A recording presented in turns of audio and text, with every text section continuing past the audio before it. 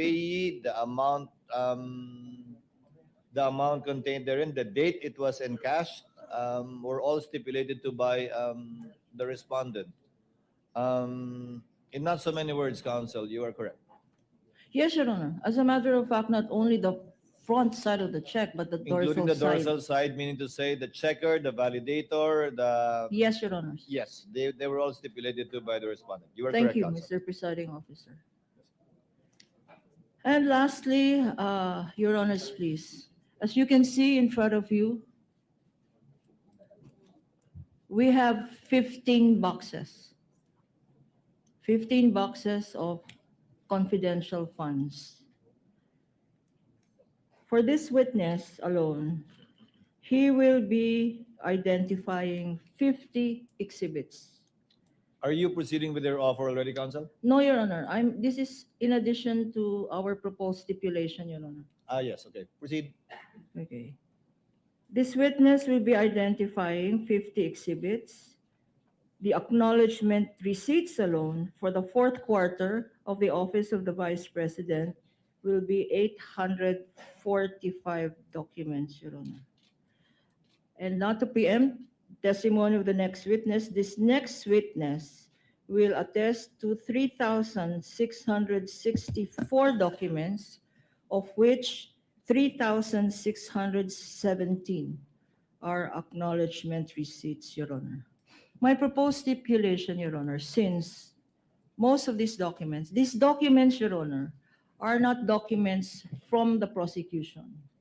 These documents are the liquidation documents submitted by the Office of the Vice President and the Department of Education Secretary to liquidate the 500 million confidential funds of the Office of the President and the 116.5 million of the DepEd, Your Honor.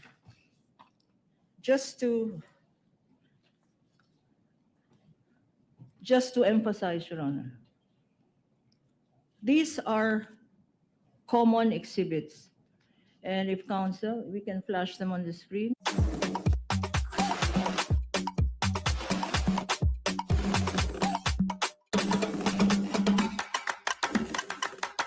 Fourteen common exhibits for the period December 21 to 31.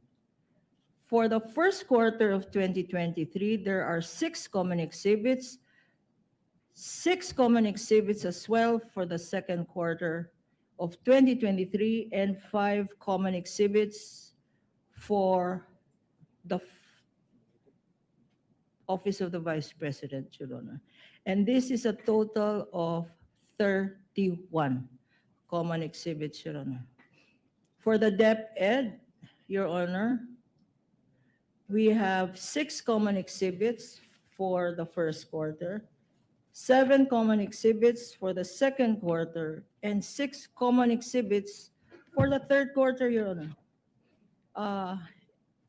And here is where we ask for stipulation, Your Honor. Since these are prosecution exhibits as well as defense exhibits, and in addition to that, these are documents submitted by the defense themselves to the COA by way of liquidation, Your Honor. May we request for stipulations for the appreciation of the senator judges and the presiding judge. Flashed on the screen are the exhibits we want stipulated, the prosecution exhibit numbers, and the defense exhibit numbers, Your Honor. These are only insofar as the common exhibits are concerned, counsel. Yes, Your Honor. These are only common exhibits. What does the respondent, counsel for respondent, say? Your Honor, may we just ask for, and I apologize for having to request for this, but may we just ask for at least a 5-minute suspension so we can also concur with the prosecution panel and to check exactly what documents they would want to stipulate. Because, Your Honors, we have no problem stipulating, but we also, due to the voluminous nature of the documents, we just want to make sure we're also ensuring the rights for clients, especially if there are questions on chain of custody, etc. With the permission of my fellow senator Just 5 judges, minutes. this is in the interest of abbreviating the proceedings anyway. Chair declares a 5-minute recess. Thank you, Your Honors.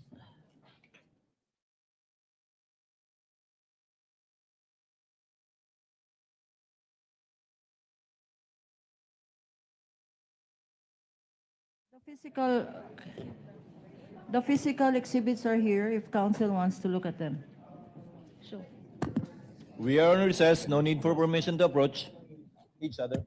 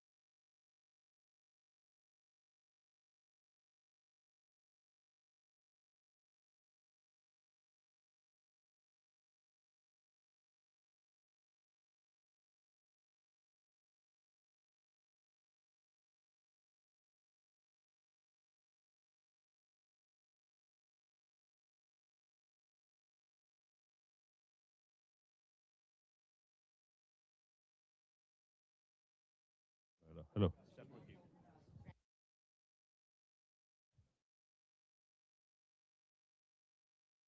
Hello. Hello. Hello. Hello. better? Better than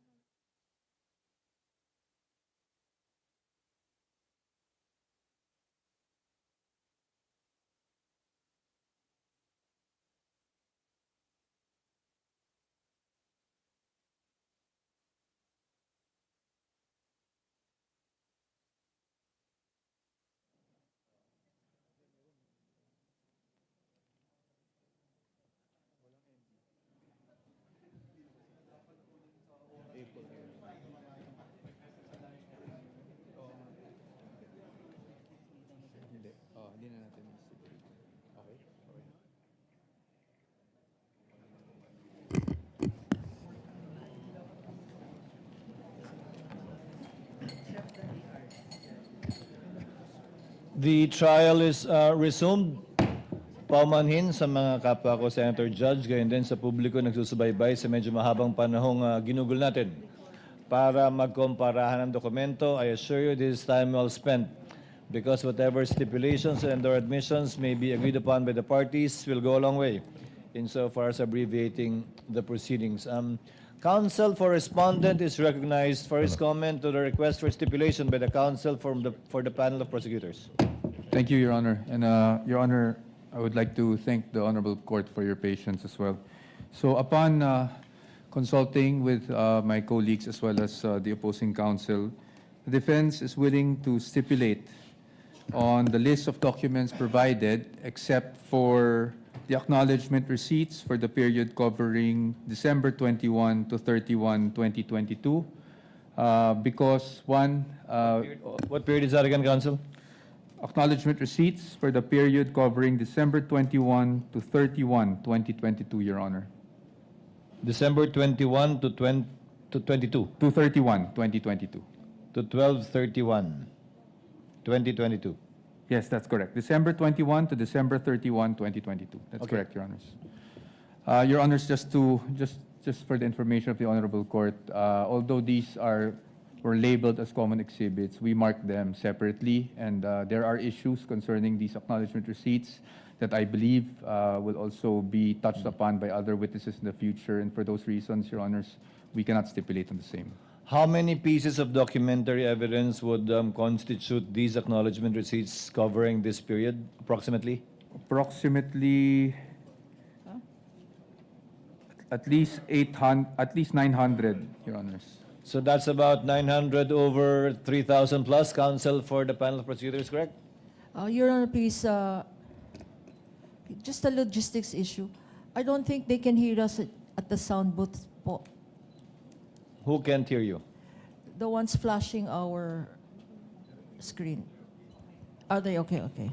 Just to address the query of the Honorable Presiding Judge, Your Honor, the acknowledgement receipts constitute 845 documents, Your Honor,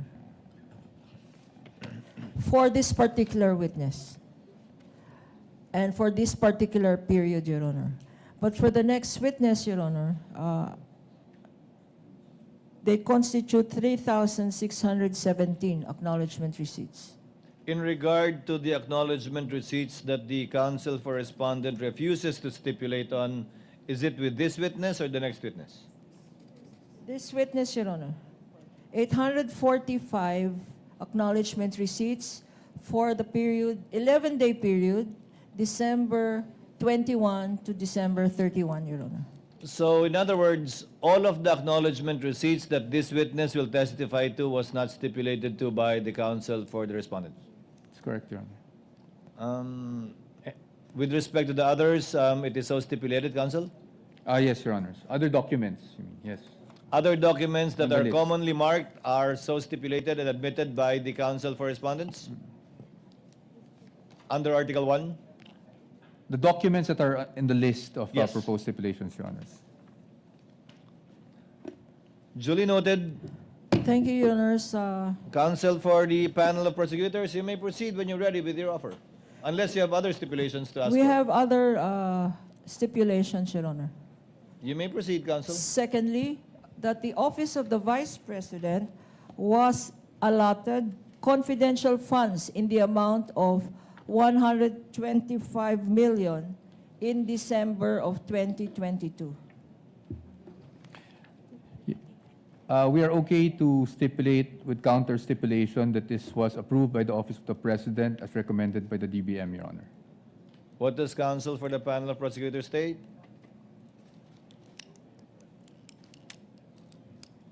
No, Your Honor. Yes. Yes, Your Honor. So yes. In deference to the President. Yes, Your Honor. So yes, the stipulation, proposed stipulation by the counsel for the panel of prosecutors, subject to the qualification of the counsel for respondent, is deemed admitted to and stipulated on. May proceed, counsel. Thirdly, Your Honor, as can be seen on the screen, the DepEd was allotted confidential funds in the fixed amount of 37.5 million quarterly. For what year? For what period? 2023, Your Honor. Counsel for the respondent? Yes, Your Honor, 34? but again, with counter stipulation that under the General Appropriations Act, Your Honor. Yes, Your Honor. So stipulated, duly noted, Senator judges are duly informed. That the fourth stipulation is that the Office of the Vice President and the DepEd withdrew their respective confidential funds quarterly allocation in full from the first to the third quarters of 2023. Counsel for the respondent, what do you say? We are willing to stipulate on that, Your Honor. So stipulated, Senator judges are likewise so informed of the stipulation by the parties in regard to this fact. The fifth, that the Office of the Vice President also received confidential funds in the amount of 125 million on December 20, 2022, which it used up in 11 days. No Counsel- stipulation, Your Honor. I'm sorry, Counsel? No stipulation on this matter. No stipulation. You may proceed with the other proposed stipulations, Counsel. That the documents submitted by the Office of the Vice President and the DepEd were all signed by the authorized signatories. Willing to stipulate, Your Honor. What exactly does that mean, Counsel for the panel of prosecutors? The documents submitted by the OVP were all signed by the authorized signatories, meaning those that signed the checks, those that received the checks. What about the acknowledgement receipts? Also the acknowledgement receipts, Your Honor. The disbursement vouchers, the liquidation reports, Including the the... accomplishment reports, all of which they have already stipulated, Your Honor. Okay. Is that clear, Counsel for the respondent? Yes, Your Honor. So stipulated, duly noted. Number 7, that the signatures above the names Gina Acosta, Julieta Villa del Rey, and Rosalyn Sanchez in the Office of the Vice President documents are their signatures. We are willing to stipulate on that, Your Honor. And lastly, Your So Honor, stipulated, duly noted. that the signatures above the names Edward Fajarda, Maria Runa Catalan, Annalyn Sevilla, and Gloria Humamil Mercado in the DepEd liquidation documents are their signatures. Willing to stipulate on that as well, Your So Honor. stipulated, duly noted. Thank you, and we would like to thank counsel for the respondent for Thank you, Your Honor. the stipulations. We would like to and, thank the parties as well for abbreviating the proceedings and assisting this court in so far as shortening. I think it has saved the Senate judges 10 boxes, Your Honor. How many in total again? We have 15 boxes, Your Honor.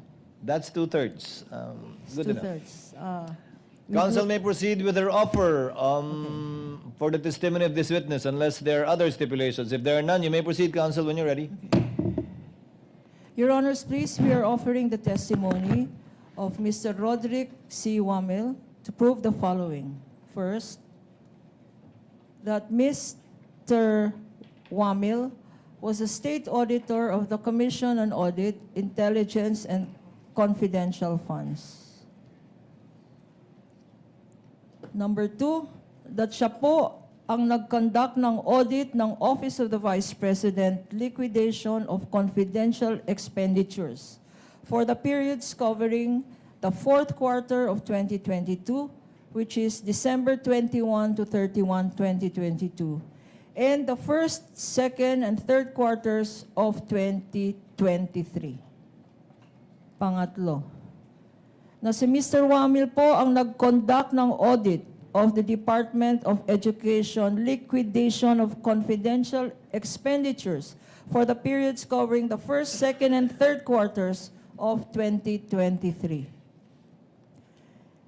Number 4, napansin ni Mr. Wamil na kulang-kulang ang mga dokumentong sinubmit ng Office of the Vice President at ng DepEd for their liquidation of their respective respective confidential funds for the specified periods.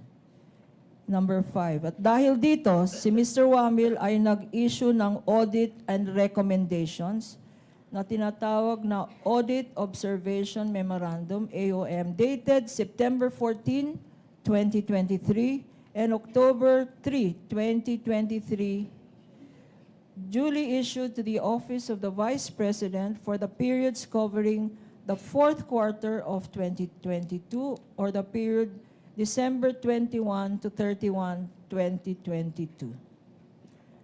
Number 6, that Mr. Wamil also conducted the audit of the documents submitted by the OVP through its letters dated October 19, 2023 and November 30, 2023 in response to the aforementioned AOMs.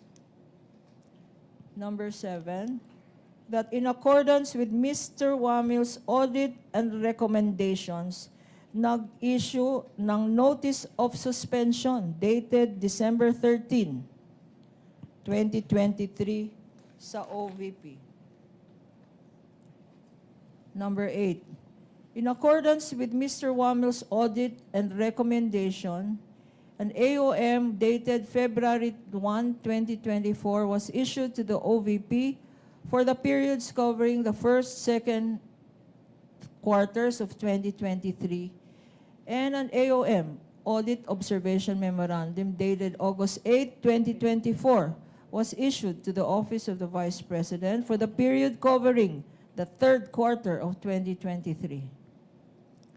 Number 9, in accordance with Mr. Wamil's audit and recommendations, an Audit Observation Memorandum number 2024-015, dated February 1,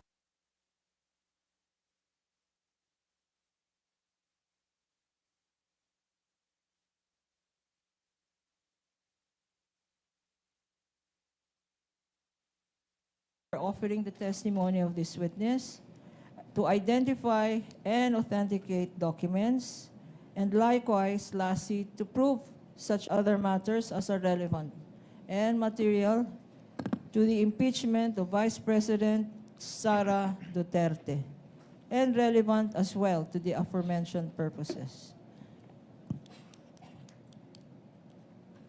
Comment from the council for respondents on the offer? Subject to cross, Your Honor. Subject to cross, council may proceed with her direct examination of the witness, Mr. Roderick C. Wamil, when she is ready. You may Thank you, proceed, Your ma'am. Honor. With the permission of the presiding officer, Honorable Senator Judges. Magandang umaga, Mr. Witness. Magandang umaga po. Kumusta na po kayo ngayon? I'm feeling a bit anxious lang po as of this moment. Nervyos? Anxious? Okay. Huwag kang mag-anxious. Please state your name again. Your name, your age, and occupation and other personal circumstances, Mr. Witness. I am Roderick C. Wamil, 34 years old and currently an audit team leader of the Commission on Audit, Pasay City. Before I ask you about your present occupation, give us a educational background. What is your educational background, Mr. Witness? Ako po ay nagtapos ng Bachelor of Science in Accountancy from the Central Luzon State University at ng Juris Doctor degree from the Arellano University School of Law. So you are both an auditor and a lawyer? Yes, ma'am. Okay. Ngayon, nagtrabaho ka sa COA. Yes, ma'am. How long have you been working for the Commission on Audit? I've been with the Commission on Audit for more than 11 years po. 11 years. And what position in the COA do you presently hold? I presently hold the position po of attorney of the Commission on Audit. Ano yung attorney for? It is, yung description of the position po na hinahawakan ko. But currently po, I am an audit team leader po sa Commission on Audit Pasay. Okay. Before you were assigned to the Commission on Audit Pasay, what was your previous position with the COA? Before my assignment po sa Commission on Audit Pasay, I was previously assigned as a state auditor po of the Intelligence and Confidential Fund Audit Office of the COA. Itong COA ICFAO, ICFAO? Yes, ma'am. Could you give us a background? Ano itong COA ICFAO?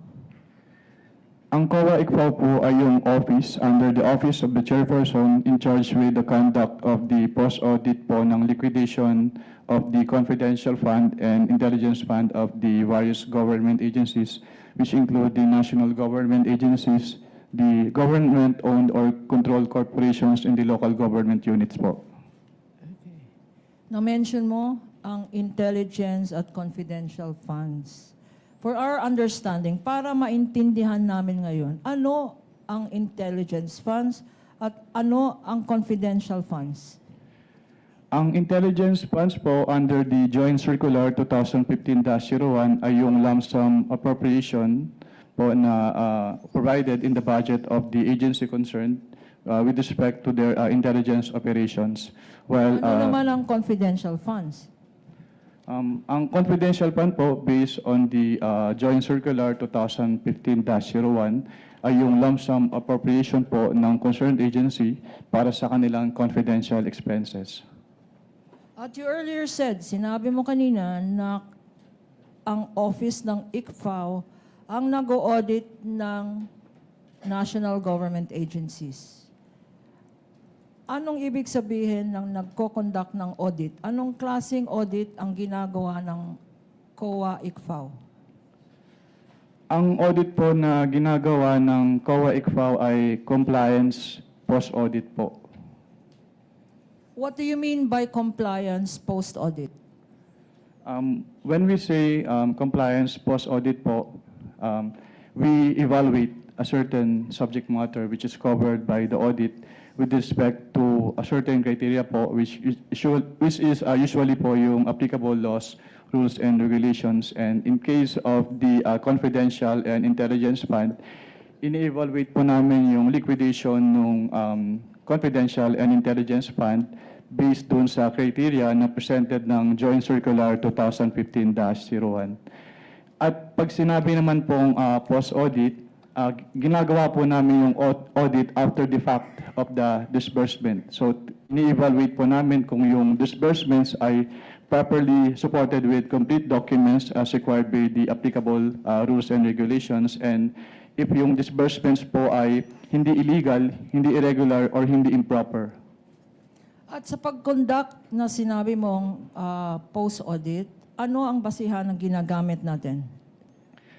Ang ginagamit po namin sa ICFAO ay yung Joint Circular 2015-01. Can you tell us ano itong Joint Circular 2015-01?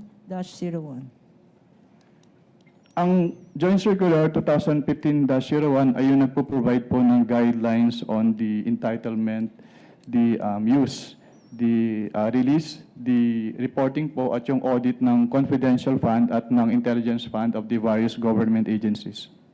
If I show you a document now entitled, and this for appreciation of the Honorable Senate Impeachment Court is being flashed on the screen with the permission of the presiding officer.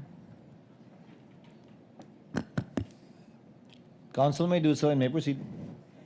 I'm showing to you now a document entitled the Joint Circular 2015, which for identification has been marked as Exhibit P-1-4 for the prosecution. -E. Showing to you this document, we have here, Your Honor, we're being assisted here Assisting counsel by may approach. our Associate Attorney Mark Penny. Likewise, assisting counsel for the respondent may approach Thank you, Your Honor. the witness.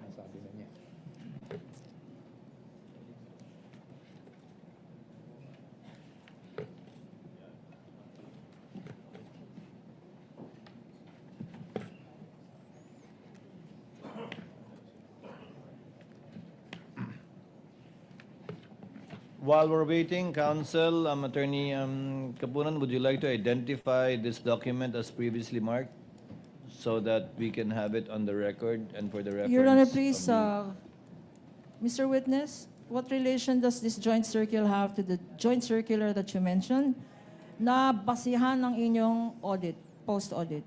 Ito po yung same joint circular po na basehan po ng aming audit sa ICFAO. Okay. Bakit tinatawag ito na joint circular?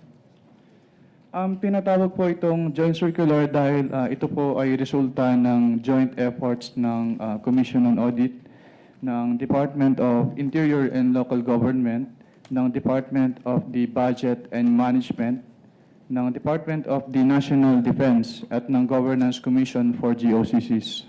So ito ay 5 government agencies, tama? And since when naging basihan ito ng mga post-audit ng national government agencies? Naging basehan po ito ng audit ng ICFAO sa confidential and intelligence funds ng various government agencies noong January 8, 2015 rather, nung na-approve po ito. Mr. Witness, ikaw ay familiar sa joint circular na to?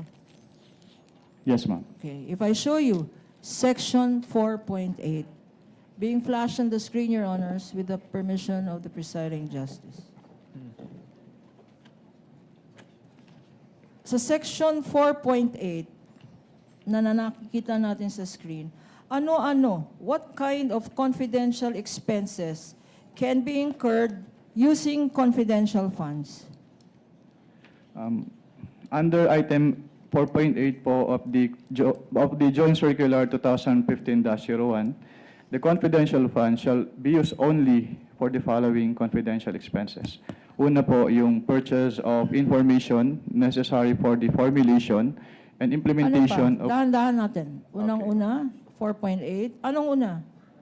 Ang una po ay yung purchase of information necessary for the formulation and implementation of program, activities, and projects relevant to the national security and peace and order. Being flashed on the screen, Your Honor, is the pertinent provision cited. Pangalawa, ano pa ang examples ng confidential funds or kung ano ang pwedeng paggamitan ng confidential funds? Pangalawa po ay yung rental of transport vehicle related to confidential activities. Also being flashed on the screen for easy reference. Pangatlo, ano pa? Pangatlo po, yung rentals and the incidental expenses related to the maintenance of safe houses. What else, Mr. Witness? Pang-apat po, yung purchase or rental of supplies, materials, and equipment for confidential operations that cannot be done through regular procedures without compromising the information gathering activity concerned. What else, Mr. Witness? Ano pa?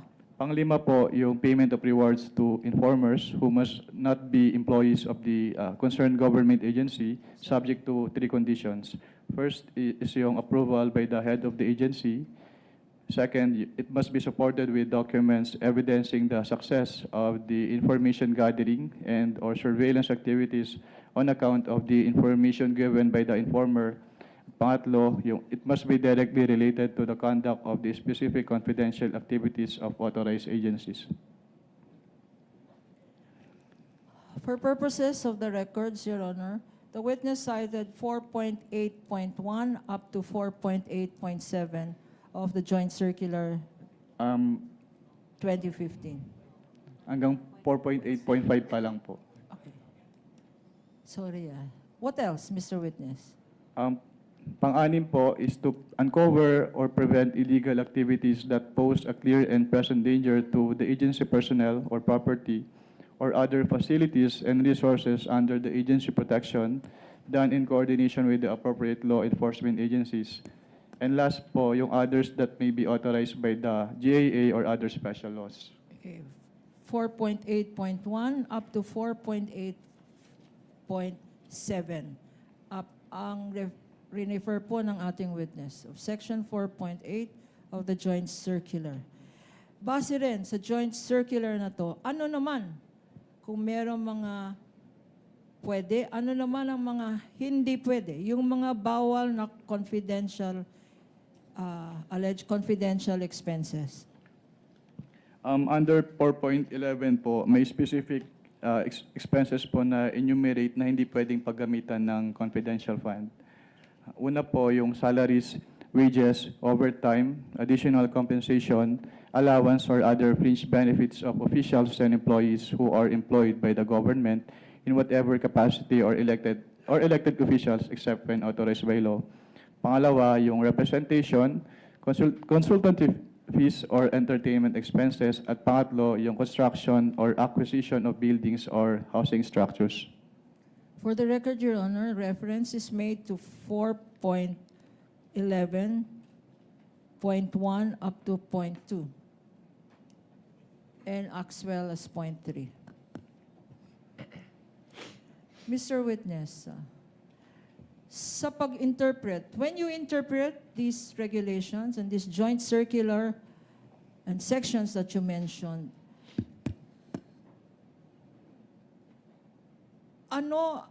what terms of compliance are you thinking about? Ito ba ay substantial compliance or strict compliance? Strict compliance po, Madam. Bakit, Mr. Witness? Why do you follow strict compliance instead of substantial compliance? We follow po strict compliance since what is involved po ay public funds. So dapat strict yung accounting and auditing rules to prevent yung misuse ng fund. At and this is expressly stated in the joint circular. What you said, strict compliance. Yes, ma'am. Okay. Now, 9 years you said sa COA ICFAO. With the permission of counsel, Mr. Witness, it is mentioned in the JMC that it should be strictly interpreted, and you said it's in the JMC. Where? Sa last paragraph po ng 1.0, Your Honor. Last paragraph ng 1.0. So in the rationale. Yes po, Your Honor. Thank you. You may proceed, counsel. Now, Mr. Witness, you mentioned earlier na 9 years ka na with the COA ICFAO at meron kang mention that you post-audited certain government agencies. During your term, what years were you, incidentally, with the COA ICFAO? I was with the COA ICPAO po from September 2014 until February of 2024. Okay. In this period of time, from 2014 to 2024, could you tell us how many vice presidents have you audited?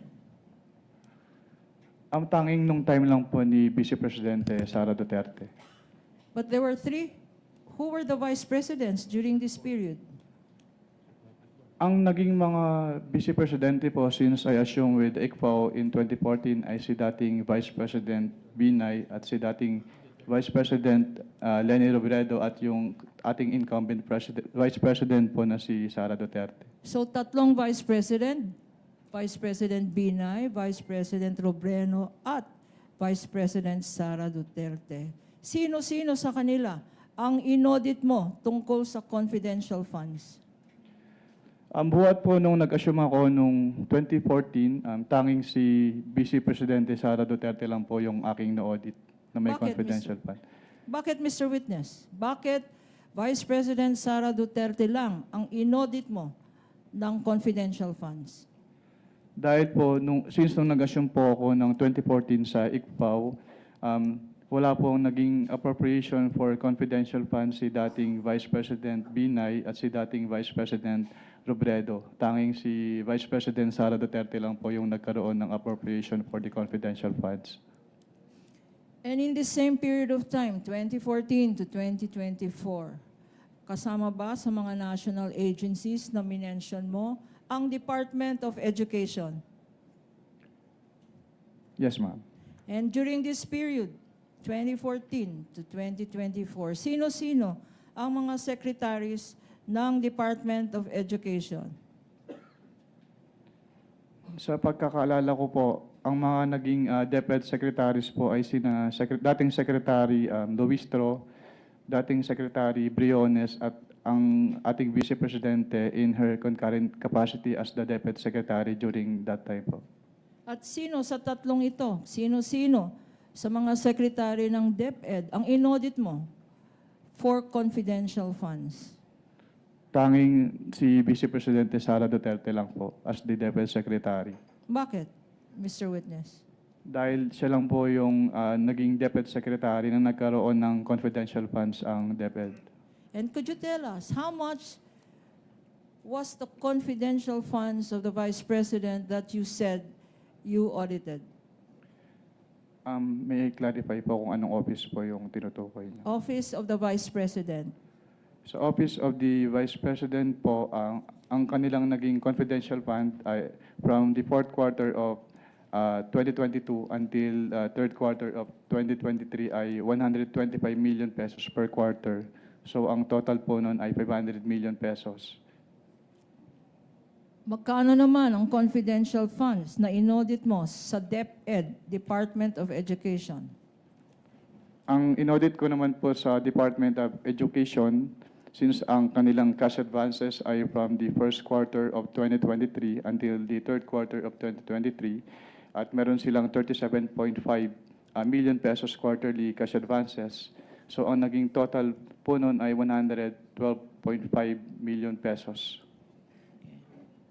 Thank you, Mr. Witness. Ngayon, you said that you conducted the post-audit of both offices. Pag nagko-conduct ng post-audit, ano ang rini-require na documents para sa confidential funds? Ang nire-require po namin na documents ay yung mga requirements as provided under the Joint Circular 2015-01 o yung mga tinatawag na liquidation documents po. Ano-ano ang mga liquidation documents na to? Based on the Joint Circular po, yung mga liquidation documents na yun ay yung kanilang liquidation reports, yung disbursement voucher na ginamit nila, yung land bank checks, yung obligation request, yung kanilang physical and financial plan, yung kanilang accomplishment reports po, and yung proof of submission noon to the Office of the President, the Senate President, and the Speaker of the House, yung certification of the accountable officers on the utilization of the confidential fund, yung designation po ng special disbursing officer kapag hindi si head of agency yung magiging disbursing officer, yung fidelity bond ng accountable officers at yung kanilang specimen signatures po. Okay. Your Honor, please, these liquidation documents submitted by the Office of the Vice President and the DepEd are among the stipulated documents of the counsel for the respondent, Your Honor. But for easy reference, may we also ask permission to flash them on the screen for the better appreciation of the senator judges. And may I Counsel? ask, I'm sorry. Please proceed. And may I ask Attorney Peña to please show these documents to our witness for purposes of comparison. Assisting counsel may approach the witness. Likewise, the respondent, assisting counsel for the respondent. Thank you. If they so wish, this is for the information of the senator judges, given that the documents stipulated earlier were merely enumerated so that the senator judges may be appraised of the documents that have already been admitted to and stipulated to by both parties. Counsel may proceed. Thank you, Your Honor. Since stipulated, there's no need really to compare. But I am showing now to you, and this is being flashed on the screen with the kind permission of presiding judge, a copy of a fiscal financial plan approved on December 13, 2022, marked as Exhibit P-1-14 for the prosecution. And likewise, for the record, on the part of the defense, marked as D-1-23-OVP. That's Yes, correct, sir. Your Honor. Yes, Your Honor. Will the witness please respond? Okay. Sa bottom portion, can we look? Sa bottom portion,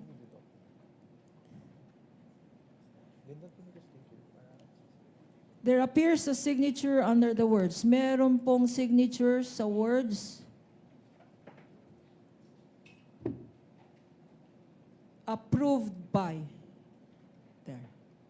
Anong ibig sabihin ng approved by? Ang ibig sabihin po ng approve by ay inapprove po noong nakapirma yung contents ng physical and financial plan po based on that document.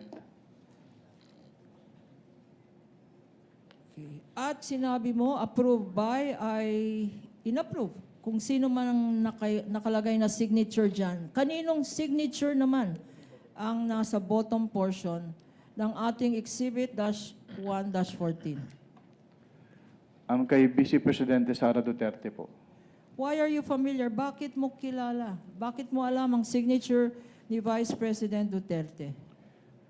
Dahil among their submissions po ay yung kanilang specimen signatures at kasama po doon yung specimen signature po ni Vice President. At yung kanyang pirma po doon sa specimen signature submitted ay kaparehas po ng pirma niya dito sa physical and financial plan na ito. Pinakita sa iyo ang isang physical financial plan which you said is a faithful reproduction of the submissions. And this is now being shown on the screen. Ano ang observations mo dito sa physical and financial plan approved on December 13, 2022? Hindi po siya compliant to the joint circular dahil yung first column, which is the programs, activities and projects, hindi po in-indicate nung OBP yung kanilang specific confidential activities na kanilang paggagamitan ng confidential fund as required under item 4.2 of the joint circular. Hindi ito specific according to you and according to 4.2 of the joint circular. Can you please enlighten us? Ano itong section 4.2 ng joint circular? Under item 4.2 po ng joint circular, all requests or allocations for CF must be supported with a physical and financial plan which must indicate the proposed amount allocated for each program and activity dahil ito po yung magiging basis for the disbursement ng kanilang confidential fund. At yung mga sinabi mo, nakikita ba dyan sa dokumentong yan? Wala, based po on this submitted physical and financial plan, hindi po nakikita rito yung kanilang specific confidential activities na kanilang pagbabasihan sa kanilang disbursement. Apart from this, yung nakita mo sa column 1, ano pang ibang observations ang masasabi mo dito sa dokumentong ito? Since yung columns for the expected outcome as well as yung column for the physical target mas match po yung specific confidential activities. So hindi rin po nakamatch or hindi rin compliant yung columns po as mentioned. At bakit? Why do you say na hindi compliant na rin to sa joint circular? Dahil po, since hindi naman in-indicate po dito ni Office of the Vice President yung kanilang specific confidential activities, so hindi po na-match based on the information as presented po sa document na ito, yung laman ng expected outcome at yung physical target doon sa kanilang specific confidential activities. And as you stated, what express provision of the joint circular does this violate? The item 4.2 po of the Joint Circular 4.2 na 2015-01. pinakita natin sa screen. Okay. Our next document, Mr. Witness, which we shall show you, is now a certified true copy of Land Bank of the Philippines check number 00002444027, dated December 20, 2022, Exhibit P-1-11-A, common exhibit of the defense as well.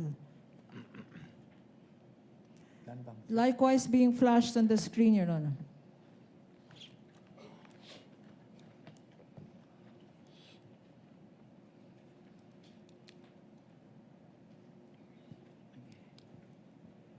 Mr. Witness, what is the significance Ano ang significance ng check na pinapakita na to in relation to your audit of the Office of the Vice President's confidential funds?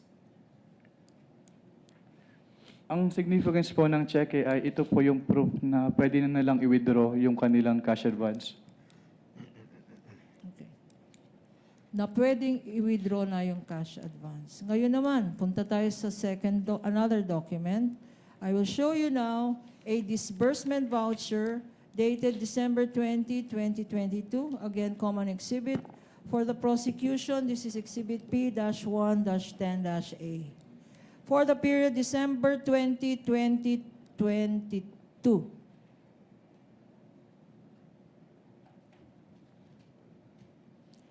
In the middle of this document, pointer. In the middle of this document, there appears a signature under the words, quote, certified expense, cash advance necessary, lawful, and incurred under my direct supervision and control. Okay.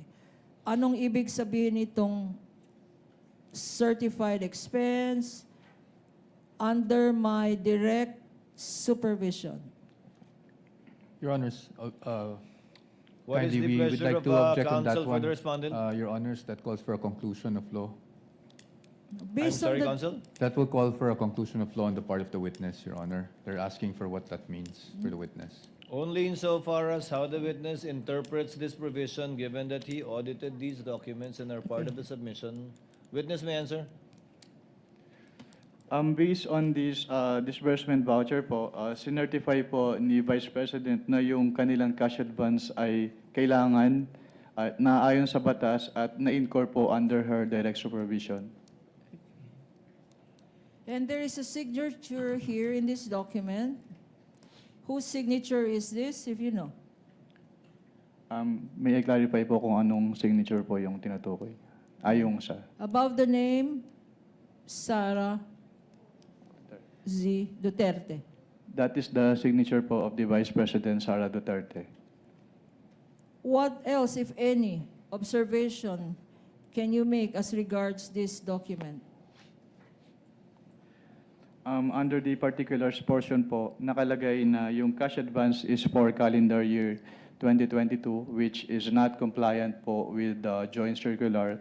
Since under the joint circular po, the disbursement voucher shall state the duration of the implementation of the project. Pero since this cash advance is for the fourth quarter 2022, so hindi po tama yung nakalagay dito na yung cash advance is for the calendar year 2022.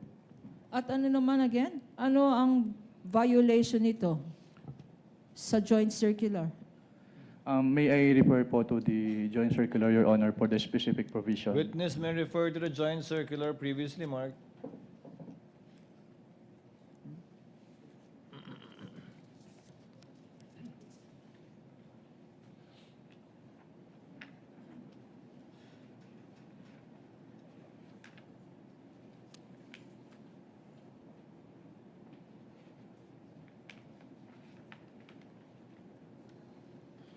The specific provision po is the second sentence po ng item 6.1.5 of the joint circular 2015-01. Being flashed on the screen, Your Honor, presiding officer, with your kind permission. You may do so, counsel.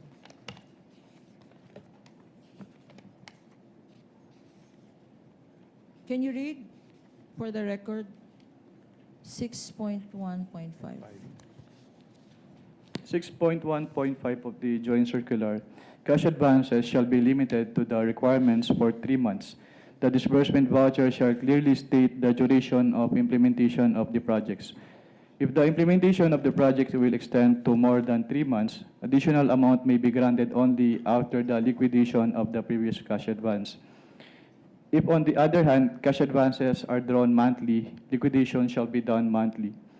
Cash advances shall be granted only upon the certification of the agency accountant stamped or printed on the disbursement voucher that previous cash advance for the same purpose, project, or activity given to the SDO requesting cash advance has been liquidated and proper accounting thereof was made in accordance with this joint circular. Okay. Ngayon naman, I will show you. Kasi liquidation ang pinag-uusapan. I will show you a liquidation report dated January 10, 2023. Again, common exhibit. This is prosecution's exhibit P-1-9-A.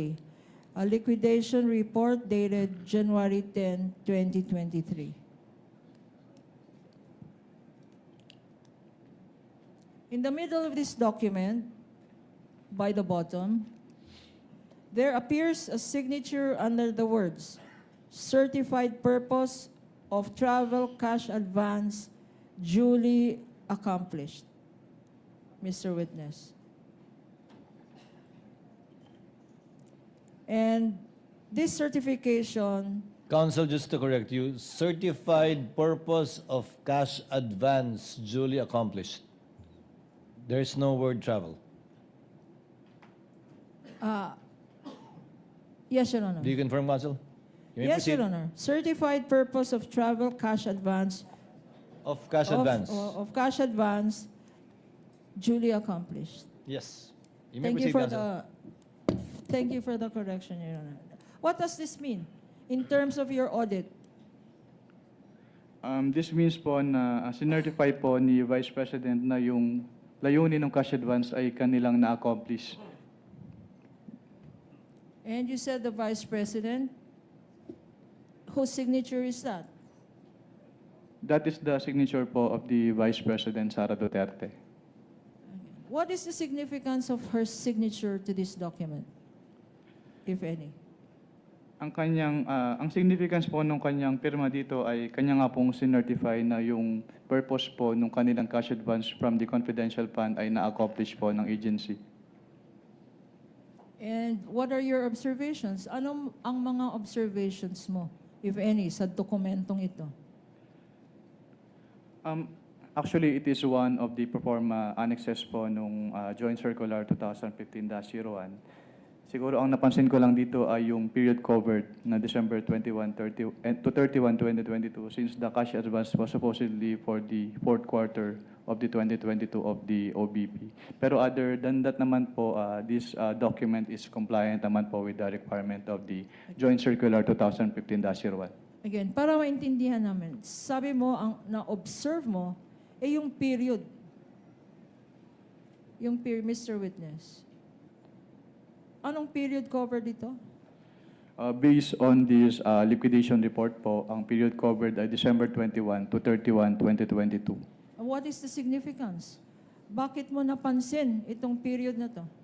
Napansin ko lang naman po yun kasi yung kanilang cash advance based on the physical and financial plan po supposedly is for the whole fourth quarter of 2022. Pero based on this document po, na-disburse lang siya from December 21 to 31, 2022 or around 11 days. Okay.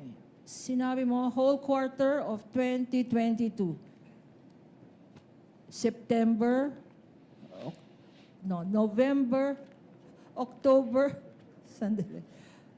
Can you enlighten me anong quarter dapat yun? October, November, December. Ang Yes, sinasabi mong 3 quarters. 3 months 3 po. months, 3 months for the fourth quarter. Tama? Yes, ma'am. 3 months for the fourth quarter, pero sabi mo ang ginastos na funds. Magkano ang ginastos na funds?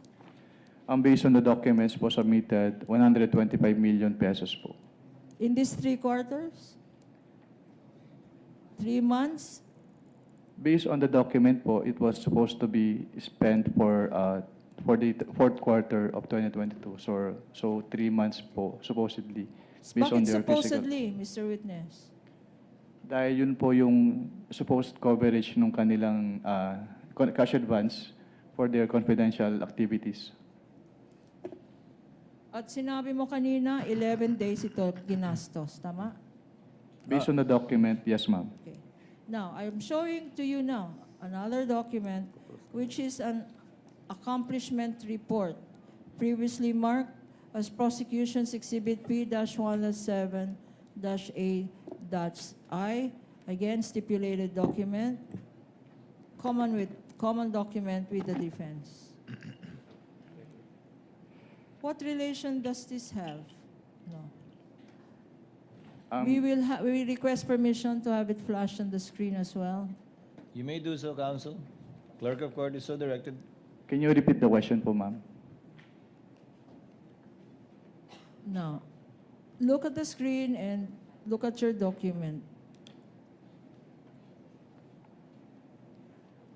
What is the relationship of this accomplishment report that I am showing you in relation to those documents submitted by the Office of the Vice President?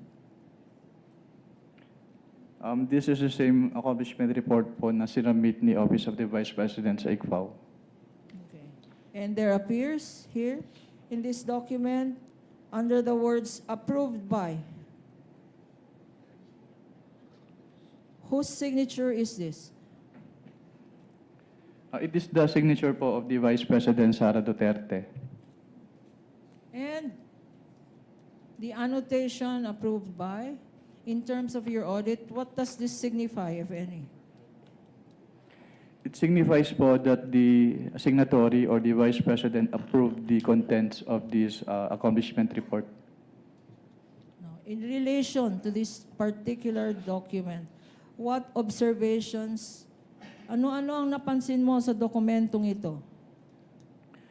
Napansin ko po na hindi po in-enumerate ng Office of the Vice President yung kanilang specific confidential activities na kanilang ginawa. Kailangan bang enumerate yan? Mga Yes, ma'am. activities na yan? Dahil- Bakit, Mr. Witness? Doon po kasi namin tinitignan sa audit ng ICFAO kung yung kanilang confidential expenses or activities ay compliant doon sa item 4.8 ng Joint Circular 2015-01 para malaman po namin kung yung kanilang expenses ay among the allowable expenses as provided under the Joint Circular 2015-01. So what basis did you have to determine if these were allowable expenses kung wala naman dokumento? Katulad nga po nung sinabi ko, ang basis namin to determine if allowable expenses ay yung item 4.8 of the Joint Circular 2015-01. Now, I'm now showing to you a certified copy of the Office of the Vice President certification dated January 10, 2022, notarized on January 16, 2023.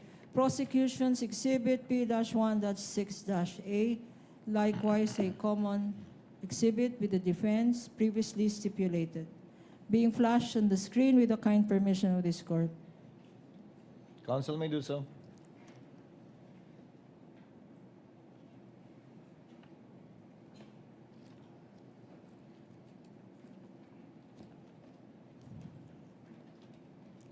Dito sa baba, may pirma sa ilalim ng mga salitang attested. Kaninong signature itong nakikita natin dito? Ito po ay signature ni Vice Presidente Sara Duterte. At anong ibig sabihin under your circular ng attested? Ang ibig sabihin po ng attested ay kanyang kino-confirm at bine-verify na yung contents ng certification na ito ay totoo.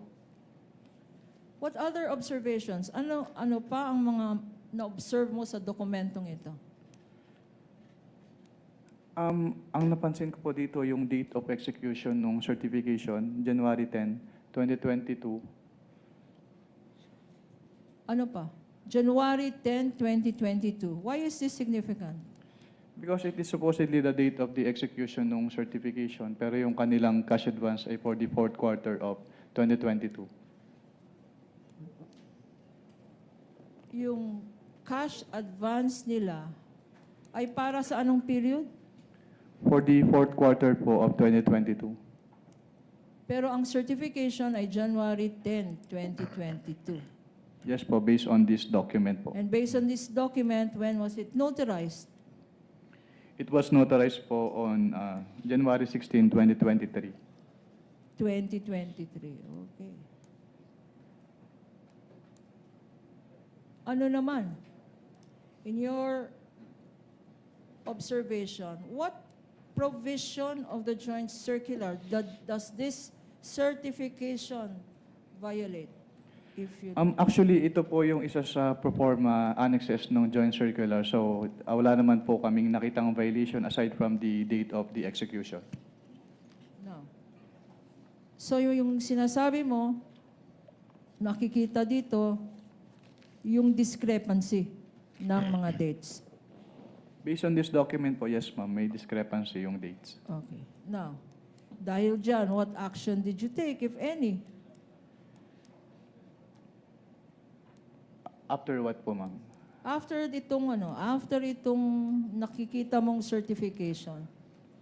Ang naging action po namin, actually, yung naging audit namin is yung for the whole of the liquidation documents na sinamit ng OBP. Pero dito po, wala po kaming naging particular finding dito. Sinasabi ko nga po, it is one of the annexes po under the Joint Circular 2015-01 and they submitted naman po yung certification as required. Okay.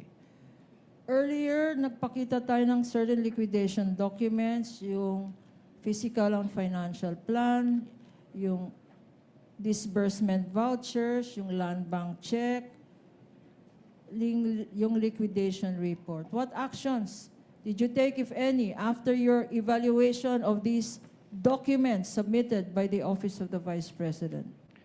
After the evaluation po of those documents, since I noted that the documents are not compliant with the requirements of the Joint Circular 2015-01, I drafted po an audit observation memorandum which I submitted for review to my division chief. Can you tell us, Mr. Witness, anong ibig sabihin ng Audit Observation Memorandum or AOM? Ang audit observation memorandum po under the Joint Circular 2015-01 ay written notification to the accountable officers explaining to them or informing them the deficiencies po noted during the audit and requiring them to submit an explanation or to submit the documents being sought po doon sa AOM or both. So, itong AOM was on account of sinasabi mong discrepancies. Yes, ma'am. Na-point out mo na dito sa Honorable Court. Now, if I show you a copy of this audit observation memorandum that you mentioned, please identify the same. Assisting counsel for both parties may approach the witness. Your Honor, please, again, this is a common exhibit. This is exhibit P-1-12-A dated September 14, 2023 for the prosecution. Likewise, a defense exhibit, Your Honor.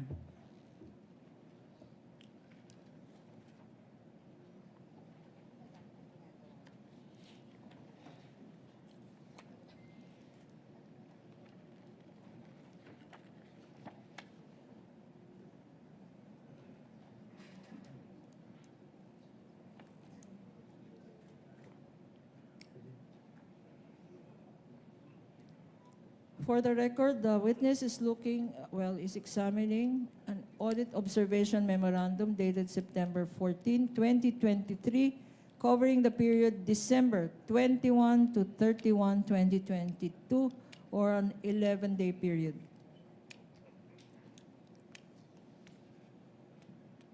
Proceed, counsel. Can you tell us, Mr. Witness, what were your findings, if any, in relation to the audit of the Office of the Vice President's fourth quarter confidential funds liquidation? Yung audit po ng confidential fund ng fourth quarter of 2022 of the OBP disclosed that, una, yung kanilang physical and financial plan ay hindi compliant dun sa requirements ng Joint Circular 2015-01 dahil hindi po in-indicate ng OBP yung kanilang specific confidential activities na paggagabitan nila ng kanilang cash advance. So una, hindi compliant ang physical and financial plan ng Office of the Vice President. And under the same item din po, yung kanilang accomplishment report ay hindi rin compliant dahil hindi rin po naka-indicate doon yung kanilang specific confidential activities na pinagamitan nila ng kanilang cash advance. Your Honor, for easy reference, we are flashing these particular portions of the document being referred to by the witness. Ano pa, Mr. Witness? Pangalawa po, hindi po sinubmit ng Office of the Vice President yung kanilang documentary evidence of payments as required under Item 4.12 of the Joint Circular 2015-01. Can you remind us, ano-ano itong mga dokumento na dapat sinubmit ng Office of the Vice President to liquidate for confidential funds? Under the Joint Circular 2015-01, yung documents po na dapat isubmit ng agencies concerned po ay una yung kanilang liquidation report as proof of the liquidation. Pangalawa ay yung kanilang mga documents na ginamit nila sa grant ng cash advance, which include disbursement voucher, yung cheque, yung obligation request, yung physical and financial plan, at yung kasama din po yung accomplishment report ng agency, quarterly accomplishment report, at yung proof of submission to the Office of the President, the Senate President, and the Speaker of the House, yung certification po ng accountable officer on the utilization of the confidential fund, yung designation ng special disbursing officer in case the head of the agency ay hindi po yung SDO, yung specimen signatures po noong signatories ng documents, yung fidelity bond po, yung certification from the agency accountant na walang unliquidated cash advances, yung SDO. At yun po. At sinabi mo earlier, na Pati rin itong, po pala yung documentary evidence of payments. so these are the documentary evidence required. Sinabi mo earlier in your testimony that there were discrepancies and insufficiencies in this document submitted. Yes, ma'am. Ano pa ang observation mo, Mr. Witness? Yung pangatlo po, yung disbursement voucher po ay, yung approval portion ng disbursement voucher ay, actually yung, katulad nga po nung nasabi ko kanina, yung disbursement voucher, ang nakalagay na period covered ay calendar year 2022, which is inconsistent with the physical and financial plan dahil ang naka-indicate po doon sa physical and financial plan, yung cash advance ay for the fourth quarter of 2022. Okay. Ano pa? Meron pa ba? Yun lang po, ma'am. Merong mga sanyamit rin sa yung mga acknowledgement receipts. Mr. Witness? Pwedeng paulit po ng tanong. Wala pa. Sa quarter na to, wala pa. Okay. Ngayon, in the last page of this document, there appears a signature on top of the name Nilda Plaras. Who is this Nilda Plaras, if you know?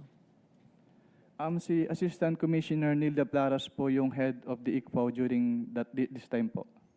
And how do you know that this is her signature? I saw her sign other documents and her signature on those documents is the same po with her signature in this AOM. Pagkatapos na issue ng COA ICFAO ng office mo, itong Audit Observation Memorandum, what happened next, if any? After po ma-issue, tama po ba yung tanong? Ma-issue?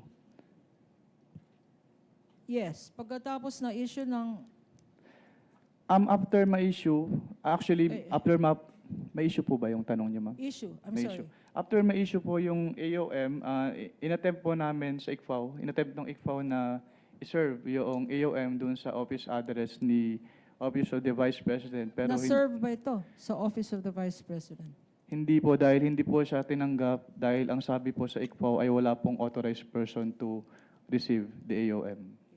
When was this attempt at service of this AOM? It was around the second week of September of 2023 po. So what happened next?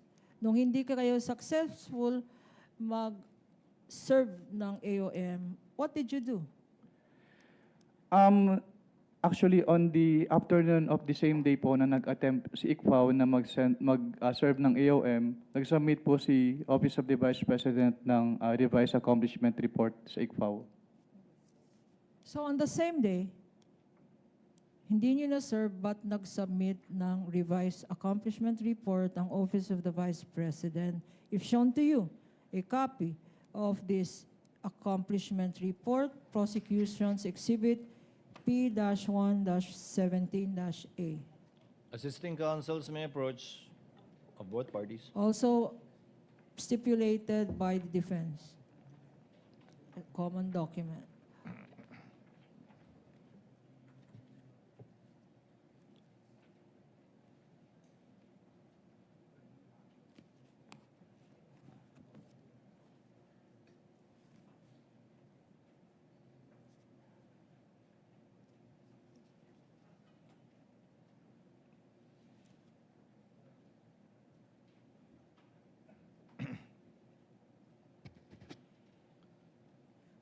Mr. Witness, ano ang significance, if any, nitong revised accomplishment report? Ang significance po nito, dito po naka-indicate yung specific confidential activities po na pinagamitan ng cash advance ng OBP. So, as compared po doon sa kanilang initial accomplishment report na sinubmit, wala po doon naka-indicate na specific confidential activities. Can you tell us ano ang observation mo dito sa mga linista ni Vice President sa kanyang alleged activities to justify her confidential expenditures? Based on this document po, some of the line items as presented po na confidential expenses ay hindi among the allowable expenses under item 4.8 of the joint circular. At yung items po na yun, Ano-ano ang mga items na yon?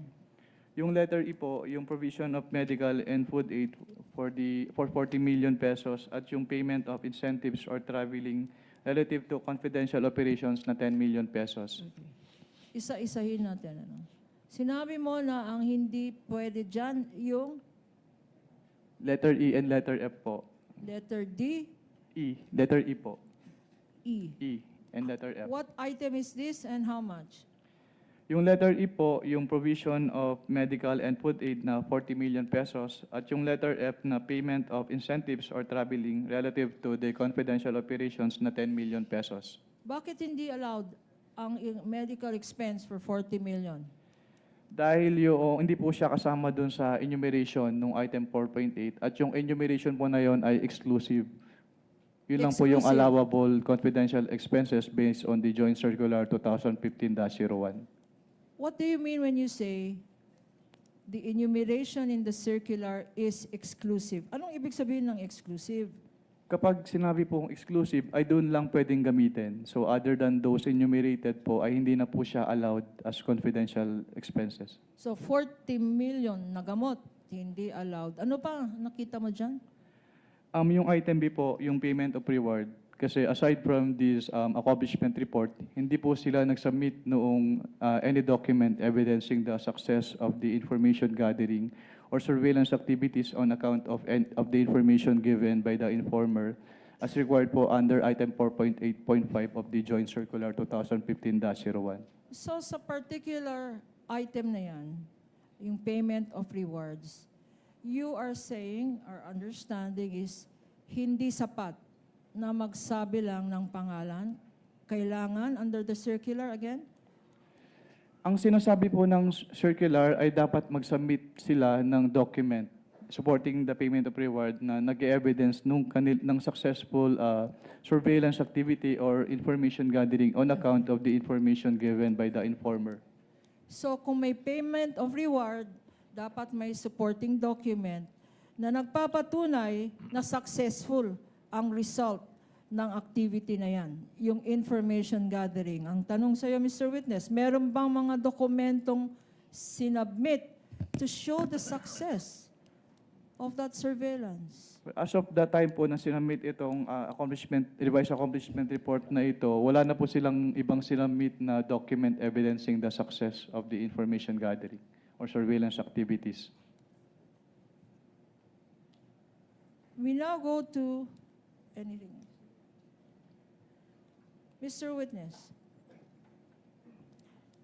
what happened Nung sinubmit ba ng Vice President yung sinasabi mong revised accomplishment report, rinevise nyo rin ang findings nyo sa audit observation memorandum? Objection, Your Honor, leading. With the permission of the, objection is sustained. With the permission of the parties, earlier it was agreed by the senator judges that we would be pausing hopefully in time for lunch really, and it has gone beyond already 12 o'clock. So before proceeding to the common exhibit previously stipulated to by both parties, you're referring to the AOM of October 3, 2023. Let's pause in the meantime with the permission of the parties, again in compliance with the agreement earlier made among the senator judges. And we shall resume at 1 o'clock in order to afford the parties enough time for lunch. And again, with the indulgence of Attorney Kapunan, let's continue with the common exhibit stipulated to by the parties. Particularly, I'm referring to AOM dated October 3, 2023. And before we go to the unstipulated portion of the acknowledgement receipts, which might take some time. Again, with the Thank you, permission Your of the Honor. parties, Attorney Kapunan, Attorney Poa, we are on recess and shall resume at 1 p.m. Thank you, Thank you, Your Your Honor. Honor.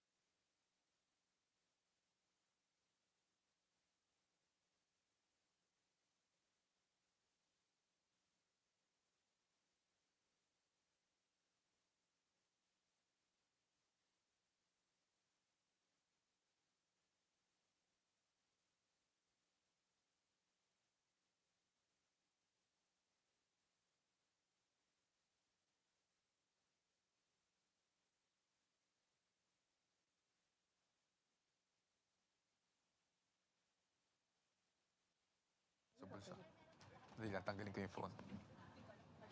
Akin to, tatapon ko.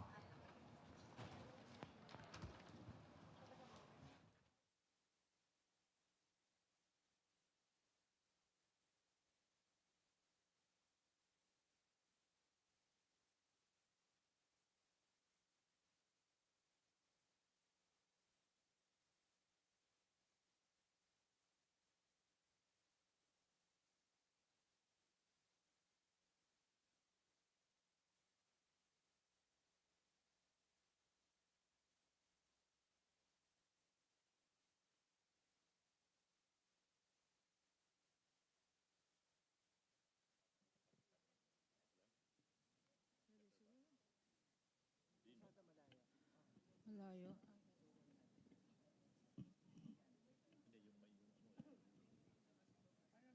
Malayo eh. 103. I think. Ito hindi na to.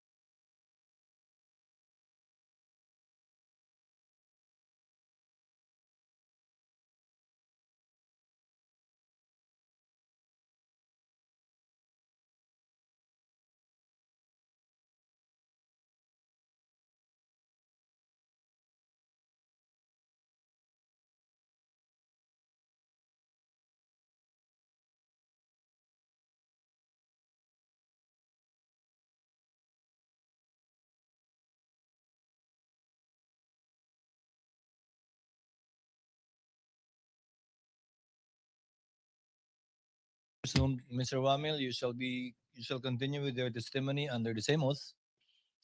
The status is that we are in the direct examination of the witness, Mr. Wamil, by the counsel for the panel of prosecutors, Attorney Lorna Kapunan. Ma'am, you may proceed and continue if you are ready. When you are ready. Thank you, Your Honor. Mr. Witness, kumain ka na ba? Yes, ma'am. Kumain naman po. Kumain ka naman, ano? Kasi tatanong ko sa'yo. Kanina sinabi mo, Mr. Witness, na nag-submit ng revised accomplishment report ang Office of the Vice President at sinabi mo na marami pa ring discrepancies at kulang-kulang ang mga dokumento. What did you do? Anong ginawa mo, if any, pagkatanggap mo nitong revised accomplishment report? Nung natanggap ko po yung revised accomplishment report, I gave due consideration po dun sa kanilang supplemental submission. And then, nag-issue po kami ng supplemental AOM in consideration of their additional submission. Why was it necessary to issue another AOM? Bakit kailangan nag-issue ka pa ng isa pang audit observation memorandum? Since hindi naman po na-issue yung aming first AOM dahil hindi nga po nila na-receive, so wala po kaming, under our rules po, AOM po talaga yung aming i-issue if we note findings doon sa kanilang submission sa ICFAO. Flashed on the screen, Your Honors, Mr. Presiding Officer, with your permission, is this AOM referred to by this witness. Mr. Witness, can you walk us, pakisabi sa atin lahat dito, ano ang mga na-observe mo dito sa AOM na sinubmit?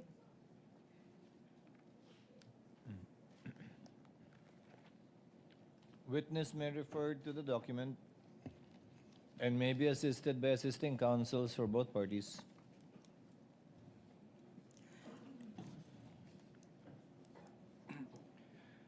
Based on the evaluation po ng documents, um, doon sa kanilang, katulad nga po nung sinabi ko kanina, katulad nung nasa first hearing po namin, since wala pa rin silang isilamit na documentary evidence of payments. So nireiterate po namin dito sa aming second AOM yung kanilang non-submission of the documentary evidence of payments. Tapos katulad din po nung sinabi ko kanina, since doon sa kanilang revised accomplishment report ay merong items for the provision of medical and food aid for 40 million pesos at payment of incentives or traveling expenses relative to the confidential operations of the OBP na 10 million pesos na hindi allowable expenses based on the item 4.8 of the Joint Circular 2015-01. And also, doon sa kanilang revised accomplishment report, meron po silang item for the payment of rewards pero wala silang isinamit na any document evidencing the success of the information gathering or surveillance activities pursuant to the information given by the informer.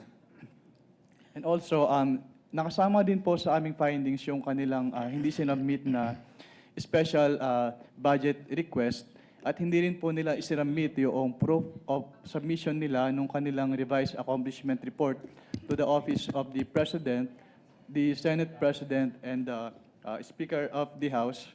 And lastly po, dun sa disbursement voucher kasi, ang nag-approve po nun ay si Assistant Secretary Limuel G. Ortonio, which is not compliant with the joint circular dahil according to the joint circular, it shall be the responsibility of the head of the agency to approve the cash advances. Okay. So na-mention mo dito yung 40 million na ginastos ng Office of the Vice President para sa gamot, medicines. Yes, ma'am. Walang supporting document. Mr. Witness?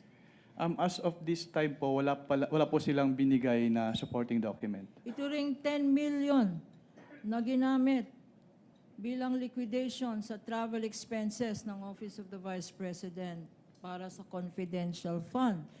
Ano-anong mga dokumento ang sinabmit para dito? Pwede pong paulit po ng tanong, ma'am. 10 million ang sinabi mong travel funds na ginamit ng Office of the Vice President galing sa kanyang confidential funds. Meron bang sinabmit na dokumento ang Vice President para i-liquidate itong 10 million na travel funds niya? Wala po silang sinabmit na document supporting that disbursement po. Itong mga payment of rewards, magkanong payment of rewards? Ang kanilang payment of rewards po ay 10 million pesos based on the submitted revised accomplishment report. Okay. Itong 10 million na ginastos o binayad ng Office of the Vice President sa mga nagbigay ng information ba to? Payment of rewards for the... Rewards. Yes, ma'am. Meron bang mga dokumentong sinabmit ang Presidente, Vice Office of the Vice President, para i-liquidate itong paggamit ng confidential funds niya sa rewards? Wala pong silang sinabmit na document po in support of the payment of rewards as of this time. Ngayon, This as of the date nung AOM po. after issuing, sabi mo may audit observation memorandum na previously marked for reference as Exhibit P-1-12-B na common exhibit with the respondent. Pagkatapos na issue itong AOM, anong nangyari afterwards, if any? After po namin after ma-serve ng ICFO yung both AOMs po, nagbigay si Office of the Vice President ng kanilang response. And if I show you a copy of this response of the Office of the Vice President, will you be able to identify the same? Yes, ma'am. Your Honor, please again, this is a stipulated document. This is, Assisting counsel of both parties may approach the witness to guide him as to the document being identified. this is Exhibit P-1-12-C for the petitioner.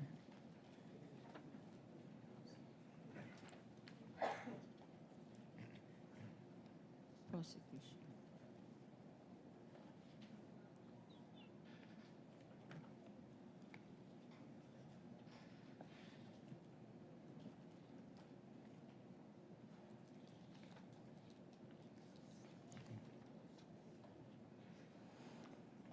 Ito bang response ng Office of the Vice President? Ina-evaluate mo din?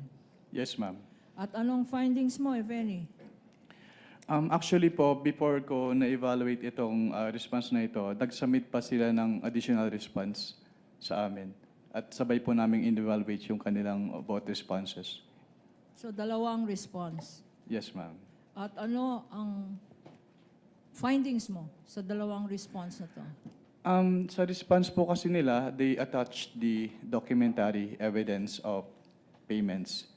So nagkaroon po kami ng finding about the various payment of rewards made based on the submitted documentary evidence of payments na naka-attach dun sa response nila in the form of acknowledgement receipts.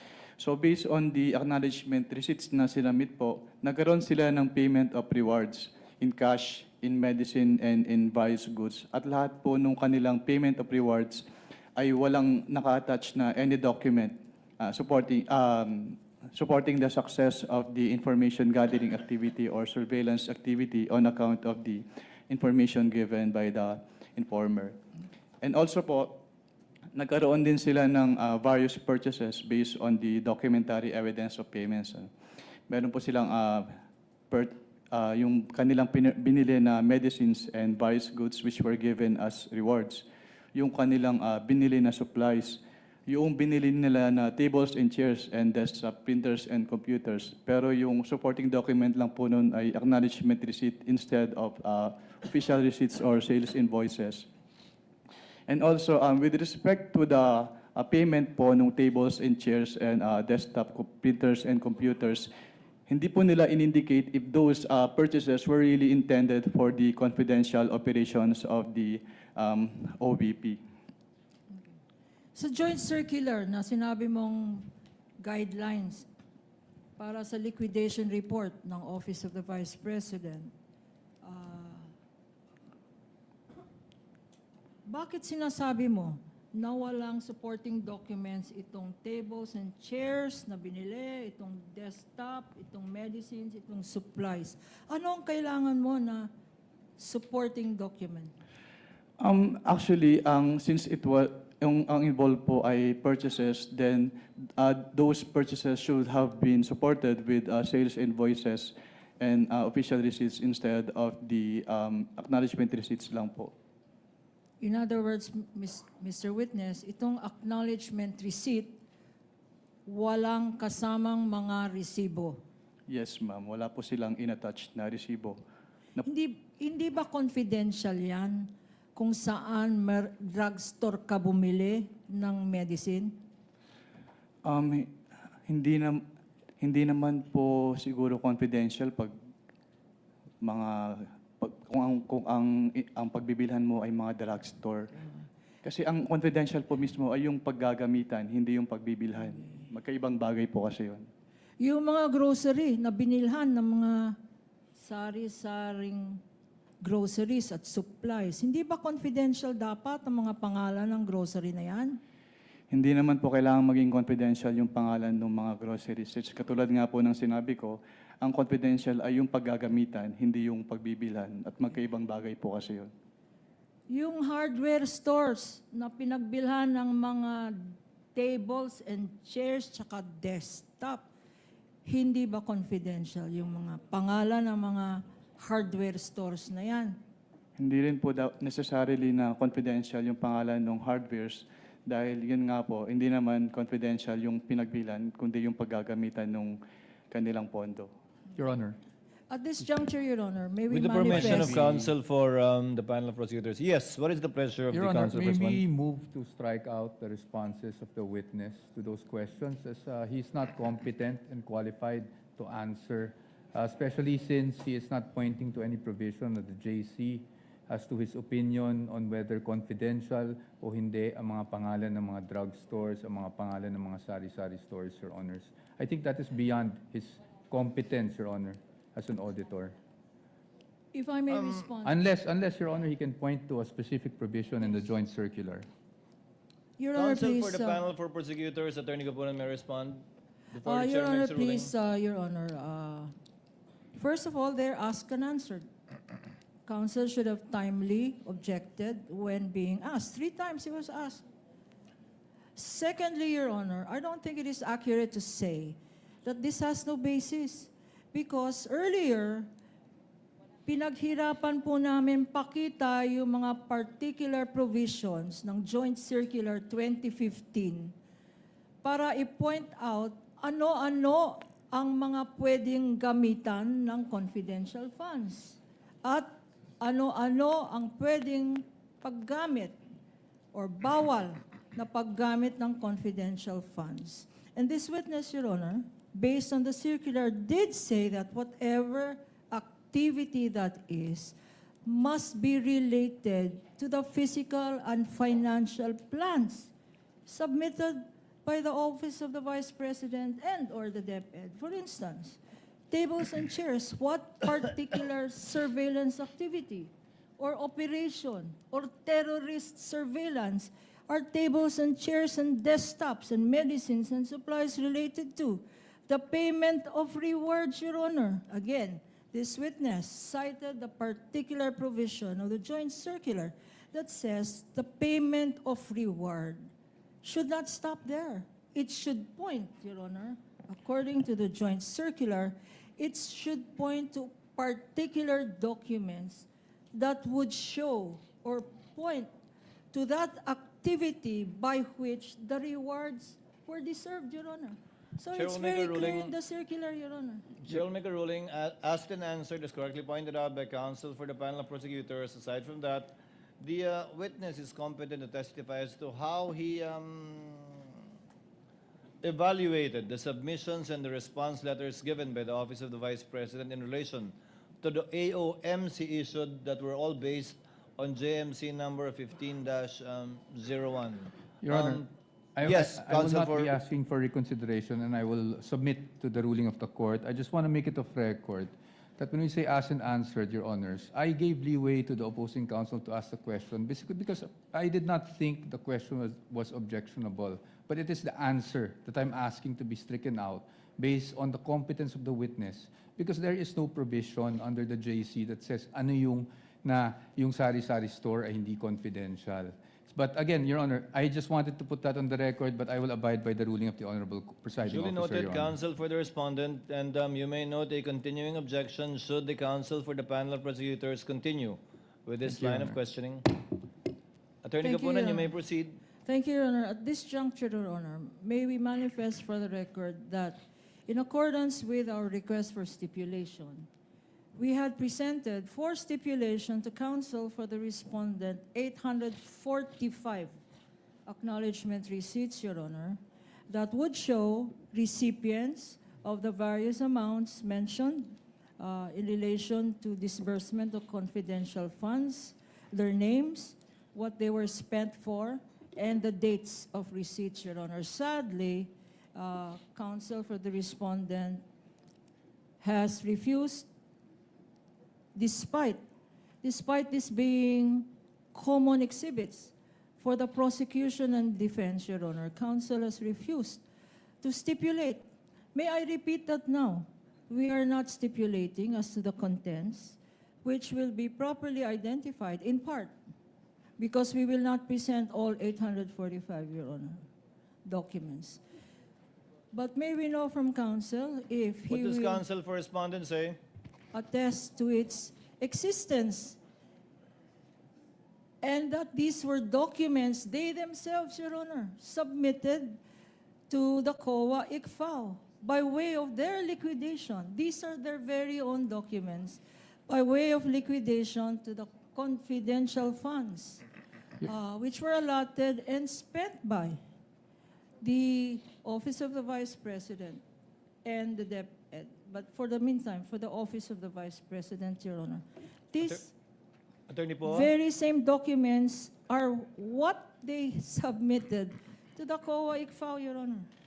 Attorney po? Your Honor, I beg the indulgence of the Honorable Court as well as the distinguished opposing counsel, but we really cannot stipulate on these matters precisely because the insinuation that this was the very documents that the OVP and DepEd submitted to COA is very much in question, Your Honors, because we can easily raise the issue on chain of custody. I'm not saying we will, but that is always on the table. And precisely, Your Honors, although they are labeled as common exhibits, we marked them separately, Your Honor. We did not have markings on the same documents, Your Honor.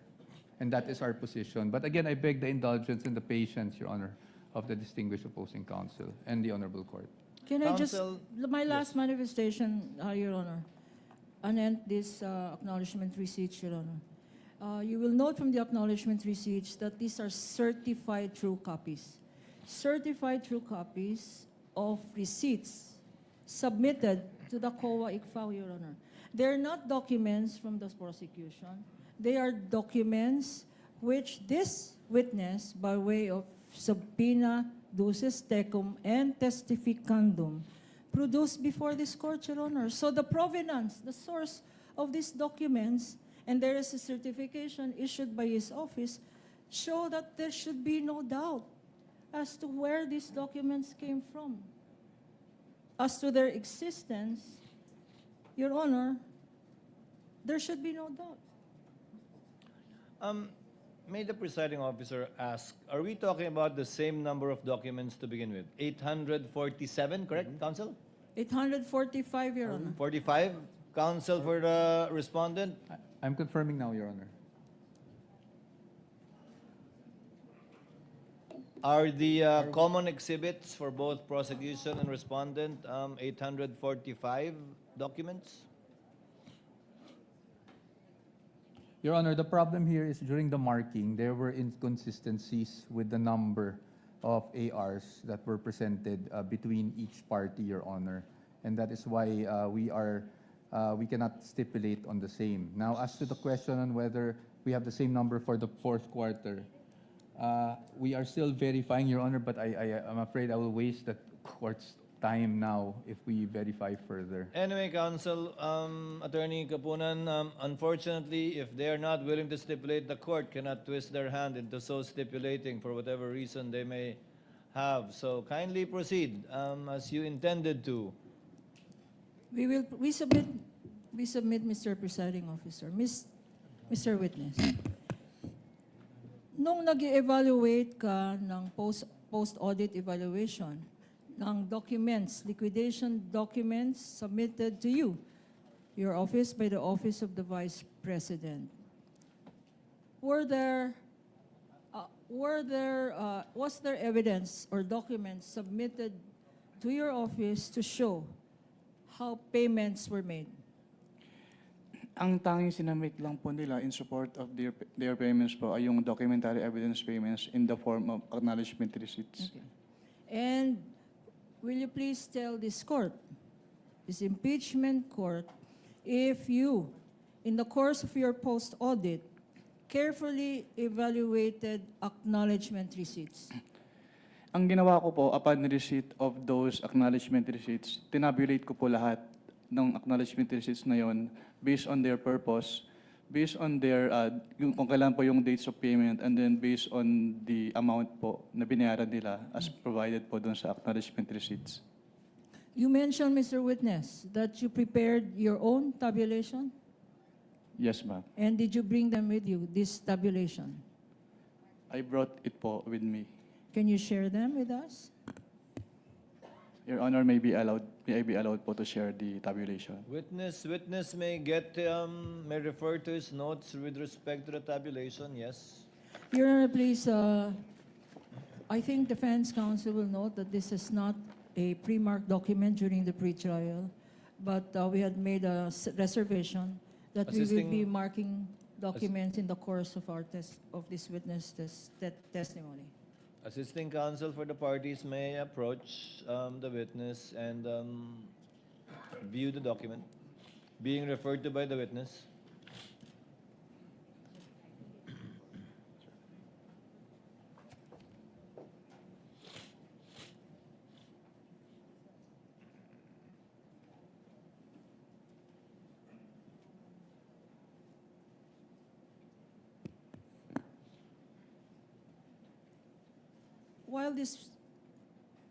While counsel for the respondents are perusing the document, Your Honor, may we have this marked as Exhibit P-I-29?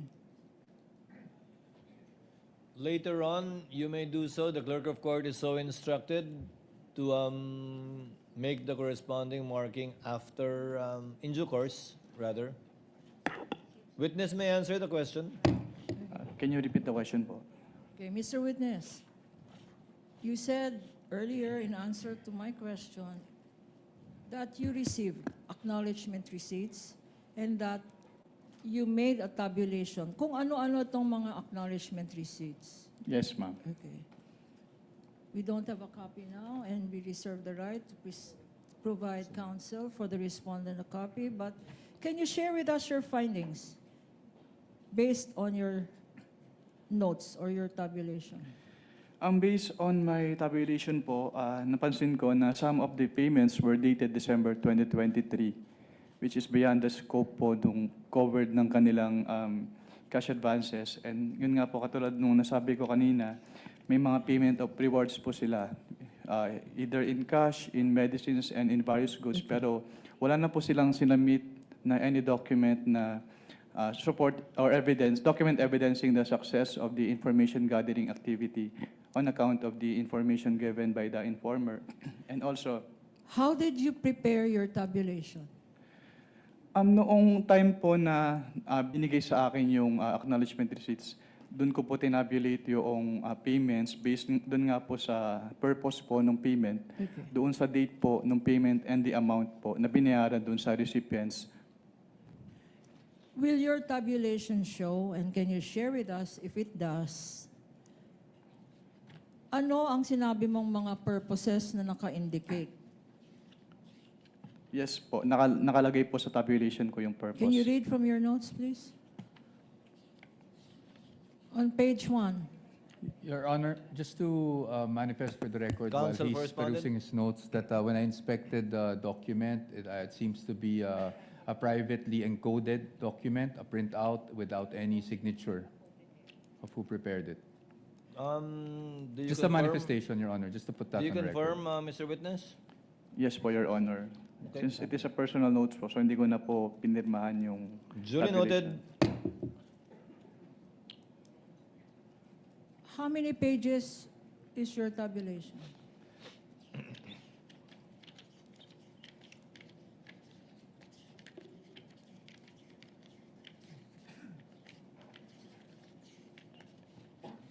$19 pages po.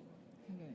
Your Honor, please, this P-29, P-1-29, which is a tabulation consisting of 19 pages, we will request that they, at the appropriate time, be submarked as P-29-A up to end series, Your Honor.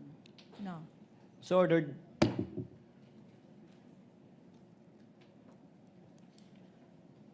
can you read from your tabulation? What is in page 1? How many names are there? Total, if you recall. And based on your tabulation. Can you repeat your question po? Based sa tabulation na ginawa mo, na sinabi mo na summary ng mga acknowledgement receipts, how many is the total of the acknowledgement receipts? Based on the acknowledgement receipts po, ang lumalabas na expenses ay 125,150,000. 125 million 150,000. 150,000. For what period is this, Mr. Witness? Based on the documents po na submitted to us, December 21 to 31, 2022. Pero katulad nga po ng sinabi ko, some of the dates po dun sa acknowledgement receipts ay dated December 2023. Okay. Sinabi mo na ang total is 125,150,000. Magkano ba ang binigay na confidential funds? Ang based on the documents submitted to ICFAO, 125 million pesos po. May discrepancy. Hindi tugma, 150,000 na butal. Based on the documents po, yes, may discrepancy po yung acknowledgement receipts and the accomplishment report. Okay. Thank you for your pointing that out. Ano pa ang dapat malaman namin sa tabulation mo?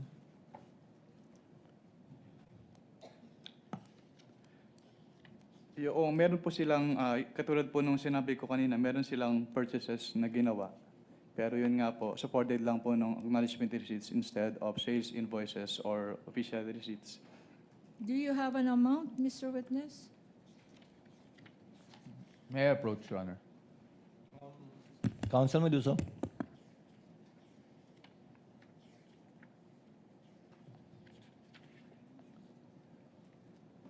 I think nasa notice of suspension po yung amount. May I be allowed po to refer to the notice of suspension? Okay. At This the, is a stipulated document, right, Counsel? yes, Your Honor, the notice of suspension is. The We notice will of suspension. we will ask again the question in due course. Kindly ask the question again, Counsel for the panel of prosecutors. Witness is asking for permission to refer to the notice of suspension to answer your question.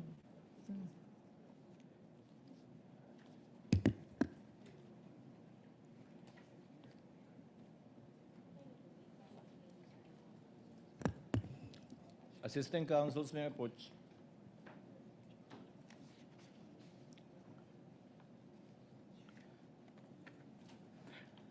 Based on this notice of suspension, actually wala pong total, pero nandito po yung breakdown ng amounts per type of purchase po. Okay. Can we go through the breakdown of amounts? Opo. Based on your notice of suspension, which is a common exhibit of As the to the- prosecution and the defense. As to the various goods which were given as rewards, 34,857,000. As to the medicines which were given as rewards, 34 million for rewards. as to the medicines po which were given as rewards, 24,930,000. As to the purchase supplies, 11,813,000 pesos. As to the tables and chairs, 500,000 pesos. And as to desktop computers and printers, 3 million pesos. What else, Mr. Witness?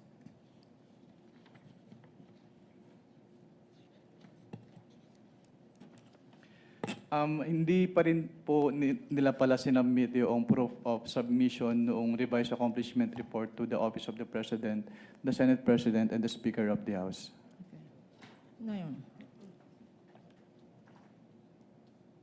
If we show you a select few of these acknowledgement receipts, would you be able to identify them?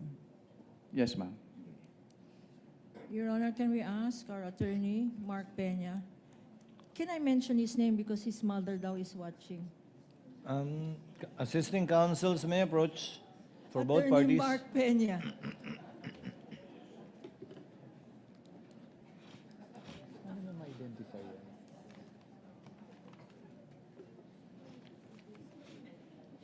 Where is it?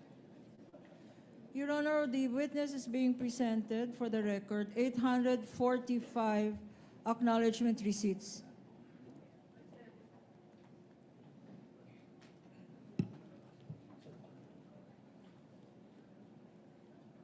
In a box, and for purposes of reference, these have been marked as Exhibits P-1-8 and series for the prosecution. How many boxes, counsel? 3 boxes, Your Honor. What was the folder earlier given to the witness by Attorney Peña? The folder given, Your Honor, is just one of the folders, Your Honor. Inside the box. Inside the box. So for For the record, Your Honor, Attorney Peña showed to the witness a sample folder of a folder which is among the 845 documents inside several folders, inside 3 boxes. Containing the 845 exhibits. Yes, Your Honor. Assisting counsel may show the witness a sample of the 845 acknowledgement receipts contained in a folder.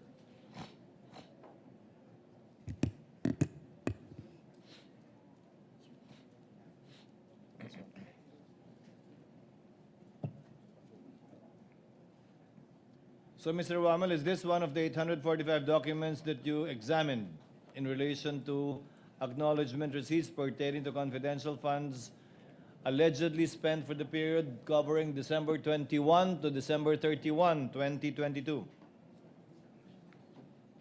Yes, sir. Yes po, Your Honor. You're a witness, counsel. Okay. If I show you some, the defense.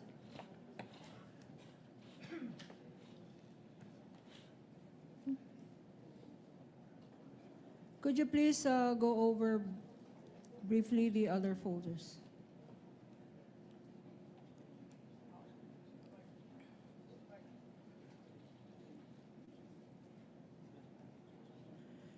Your Honor, please, may we ask for a 3-minute recess for this? For what purpose, counsel? So you can go over the folders and so I can sit down.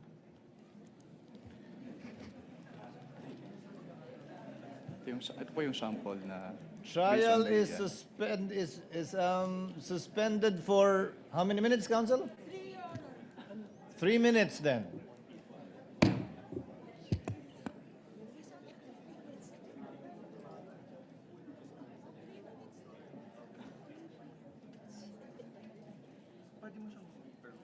Okay.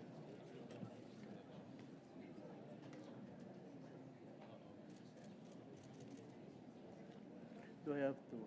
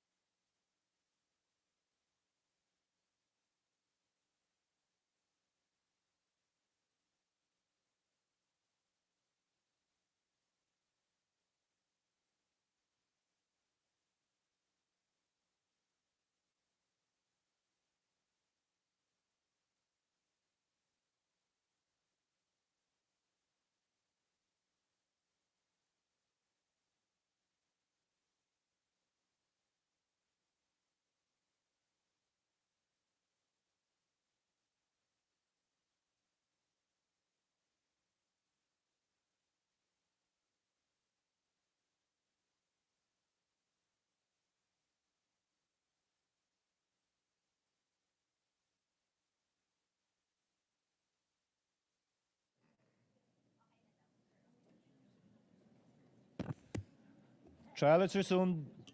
Thank you, Your Honor. Your Honor, please, if I Counsel might, for the panel of prosecutors. Yes, ma'am. if I may, Your Honor, as can be seen, the examination of the documents took more than 3 minutes, just to attest that these documents are voluminous.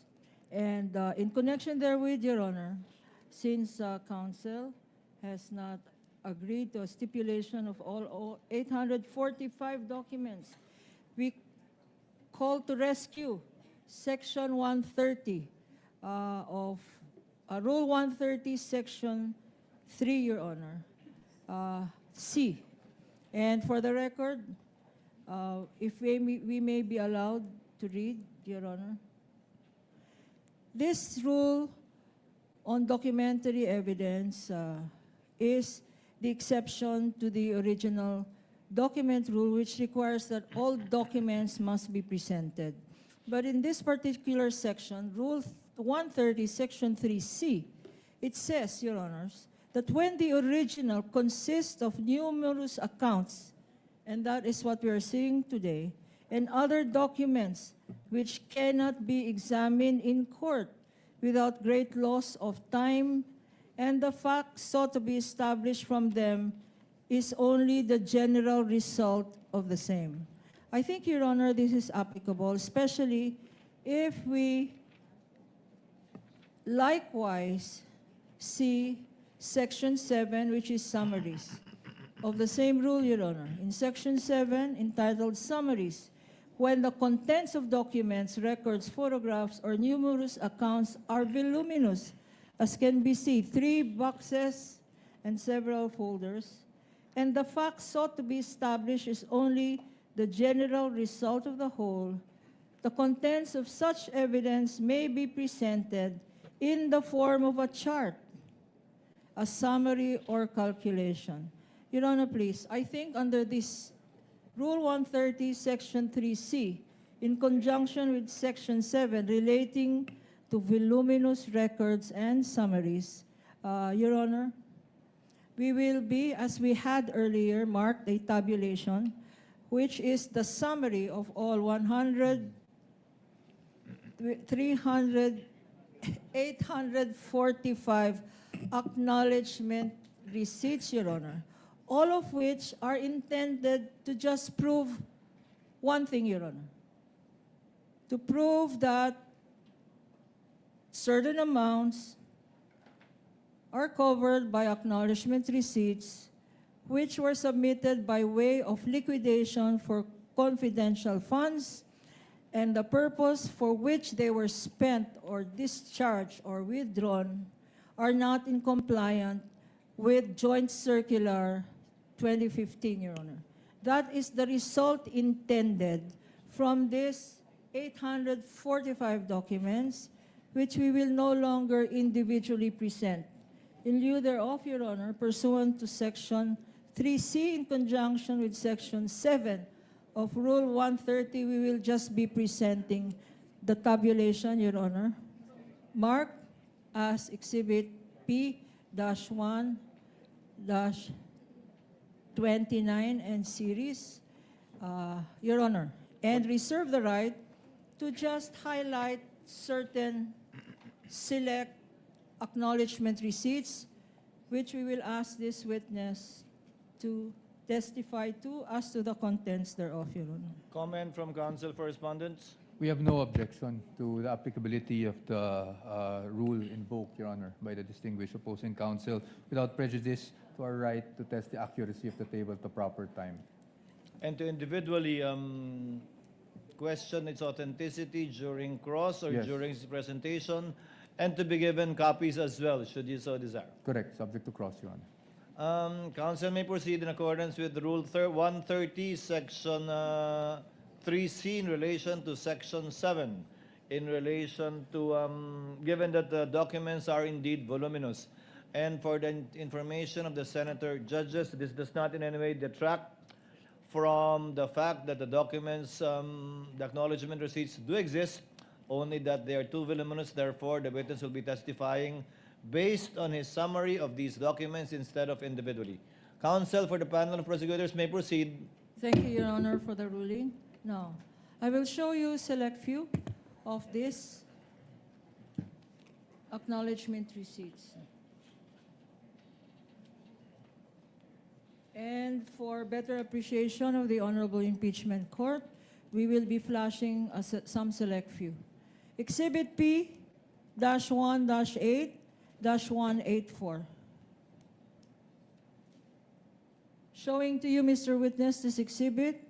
It is an acknowledgement receipt in the name of Mary Grace Piatos for the amount of 70,000 pesos. Please peruse this document and tell us if this is among the acknowledgement receipts that you said you received and evaluated based on the submissions of the Office of the Vice President.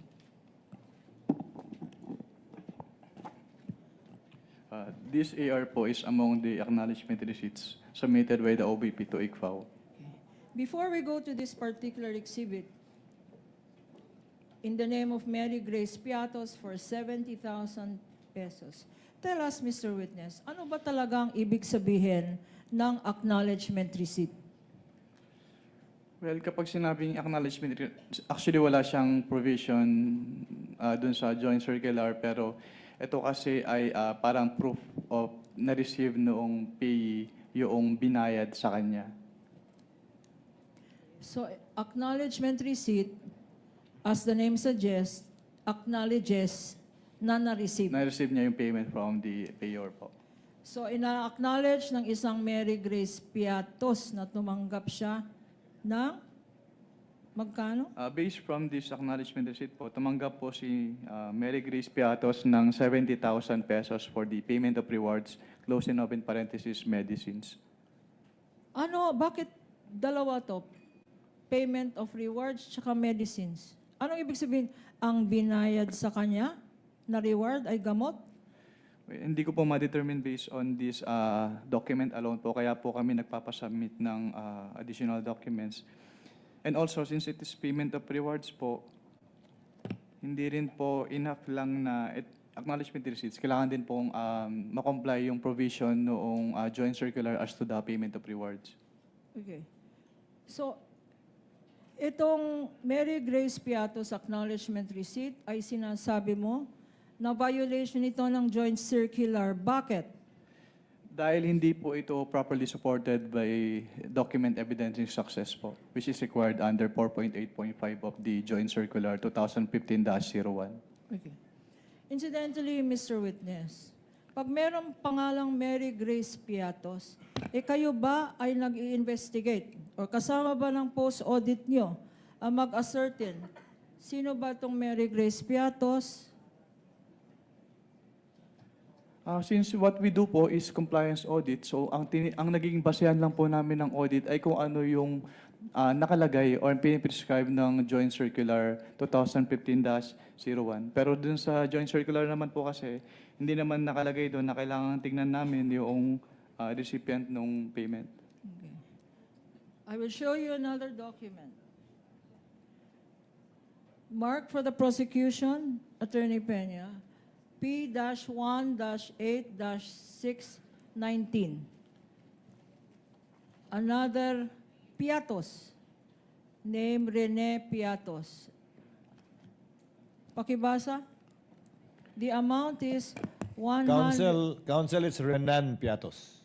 Renan Piatos.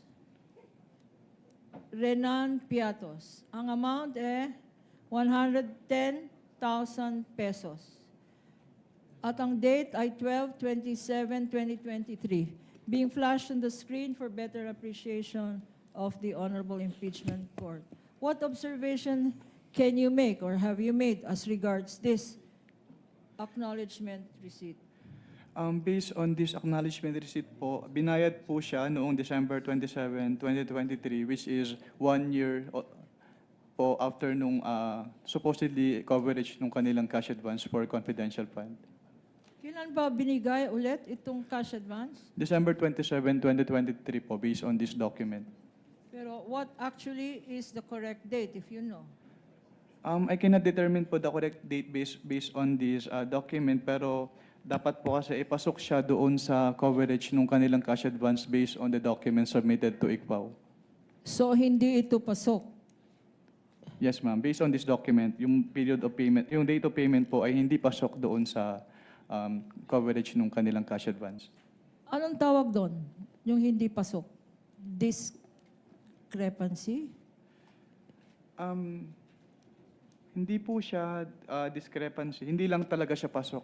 Parang the payment was made outside the coverage noong With the cash permission advance. of council, December 21 to December 31, 2022, yung covered period ng disbursement Yes. ng confidential fund, Mr. Wamil, right? Yes, Your Honor. So when you say hindi pasok dun sa period na yon, ng Yes December po, Your 21 to 31, 2022. Yes po, Your Honor. Dahil 2023 nakalagay na taon, supposedly. Tama? Yes po, Your Honor. Okay. You may proceed, Council. 12 months na hindi pasok. 2023. Exhibit P-1-8-4113 413 in the name of Nova Santos for the amount of 85,000 pesos. Anong observation mo dito sa acknowledgement receipt na ito, if any? Since it is payment of rewards po, enclosed and open parentheses, various goods, dapat ay supported po ito ng document of success as prescribed under item 4.8.5 of the Joint Circular 2015-01. Ano bang kinoconsider ng COA ICFAO na document of success? Actually, wala kang specific na document as prescribed under the Joint Circular. Pero kapag may sinabit po kasi sa amin, chine-check namin if the requirement of the Joint Circular is met. So tinitingnan po namin yung relationship between the successful information gathering or surveillance activities vis-a-vis yung information given by the informer.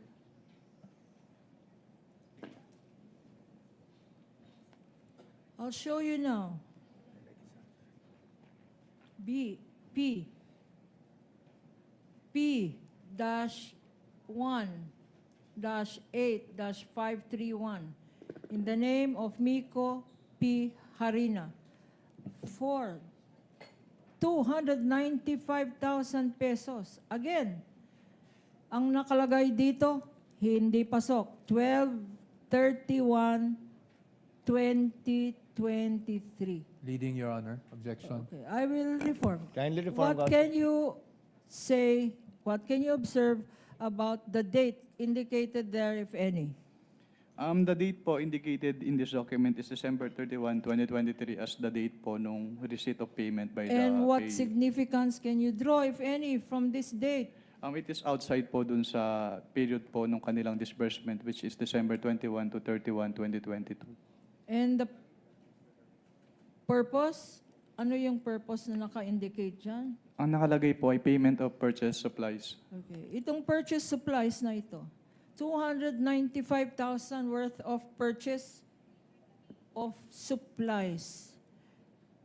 What documents, if any, were submitted Ang sinamit to po nila, indicate ano ang mga supplies worth 295,000 na binili nung 1 year after, 12/21/2023. Meron bang dokumentong sinubmit? At kung meron, ano-ano yon? wala po silang document na sinamit. Ito lang pong acknowledgement receipt. P-1-8-643 in the name of Janice Marie Revilla. Na-investigate mo ba kung kamag-anak to ni Senator Bong Revilla? Mr. Witness? Mr. Witness? That is beyond na po of our scope of audit. Okay. And the amount is 70,000 pesos. Again, for purchase of information, dated 12/28/2022. Any observation on this acknowledgement receipt? Wala naman po akong nakitang observation dito sa acknowledgement receipt na ito. since yung purchase of information is among those allowable expenses naman po under the Joint Circular 2015-01. Patiting. P-1-8567 for 150,000 pesos. 12/23/2022. Parang hindi katiting ito. Patiting for purchase of information. Ang observation mo? Any observation? Since ang allowed naman po ang purchase of information under 4.8 of the Joint Circular, wala naman po akong nakitang observation with respect to this acknowledgement receipt. P-1-8-545 in the name of Odi or Andy C. Lim for 50,000 pesos.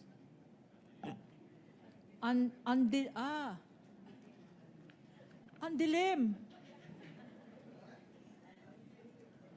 Kanya ko pala hindi mabasa. Andilim. Para kay Andilim. 50,000 pesos. Ang date, 12/21/2023. Ano ang observation mo ulit? Kung meron man. Yung date of payment po, December 27, 2023, is outside the coverage po nung kanilang period of disbursement, which is December 21 to 31, 2022. Kung merong andilim, siguro dahil Objection, pikit. Your Honor. I'm sorry, but I've been giving leeway to opposing counsel, but I think she's been coloring, the contents of the documents more than what is shown in Your the Honor, I'm document just reading. It itself. says here. And No, counsel Your Honor, can it says andilim. I think you It's know the my way it point, Your sounds, Your Honor. Honor. It's like patiting. That's the way it's spelled. And the next one, maybe you will object again. It's Alejandro A. Pikit. I was gonna say, kanya siguro madilim. May pikit ang mata. Pikit. Exactly, Your Honor, our point, Your Honor. Pikit. Counsel for the panel of prosecutors, I think you know what the counsel for the respondent is talking about. Yes. Kindly yun. proceed accordingly. Okay, Alejandro A. Pikit, P-18-544 for 90,000 pesos. And the date here, again, is 12/21/2023. Purchase of information. Any observation, Mr. Witness? Yung date of payment po na December 21, 2023 based on this document is outside po doon sa kanilang period of disbursement. Okay. P-1-8-556 being shown to you and flashed on the screen is for Fiona Byong for 80,000 pesos. 12/22/2022 also for payment of information. Any comment, Mr. Witness? Wala naman po akong particular observation on this AR kasi yung purchase of information is allowed naman po under 4.8 of the Joint Circular. And the last two, also for payment of information, P-1-8-654 for Cisfronio Balsac for 70,000 pesos. And P-1-8-615 for Gabriel S. Bisaya for 70,000 pesos. 12/27/2022. Any observations, Mr. Witness? Yung date of payment po ng December 27, 2023, which is outside the coverage po nung kanilang period of disbursement. Now, having shown you selected few of these 845 acknowledgement receipts, can you confirm now that the ones shown to you and those that are part of your summary stated in your tabulation are the documents submitted to you by the Office of the Vice President by way of liquidation of monies allegedly paid to alleged payees and for alleged purposes? Yes po, ma'am. will go now to the office of the Vice President. What happened next, if any? From what from what period po yung tinatanong niyo, ma'am? From the date of, After you received the response of the office of the Vice President, what action did you take, if any? I evaluated po the response, the explanation contained in the response as well as the documents po attached in the response, and nag-issue po kami ng notice of suspension dahil hindi pa rin po compliant yung kanilang submission sa ICFAO. Again, can you remind us what a notice of suspension is? Based on the Joint Circular 2015-01, notice of suspension is a written notification to the head of the agency and the agency accountant, informing them of the temporary disallowance in audit of the disbursement because it appears that the disbursement is illegal, irregular, or improper, and that they are required to submit an explanation or justification or the documents being sought in the notice of suspension or both po. If a notice of suspension is shown to you, P-1-13-A, which is a common exhibit with the defense, would you be able to identify the same? Yes, ma'am. And for better appreciation of the Honorable Impeachment Court, we will Assisting be counsel of flashing the both same parties on may the approach. screen.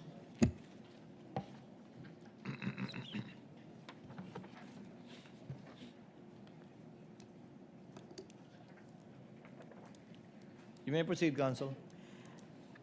In your notice of suspension, which you said you issued, and which is a common exhibit, what were your recommendations thereat?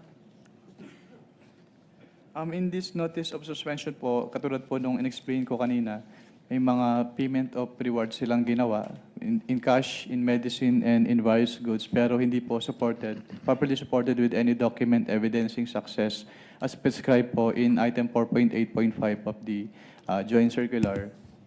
That is observation number 1 po.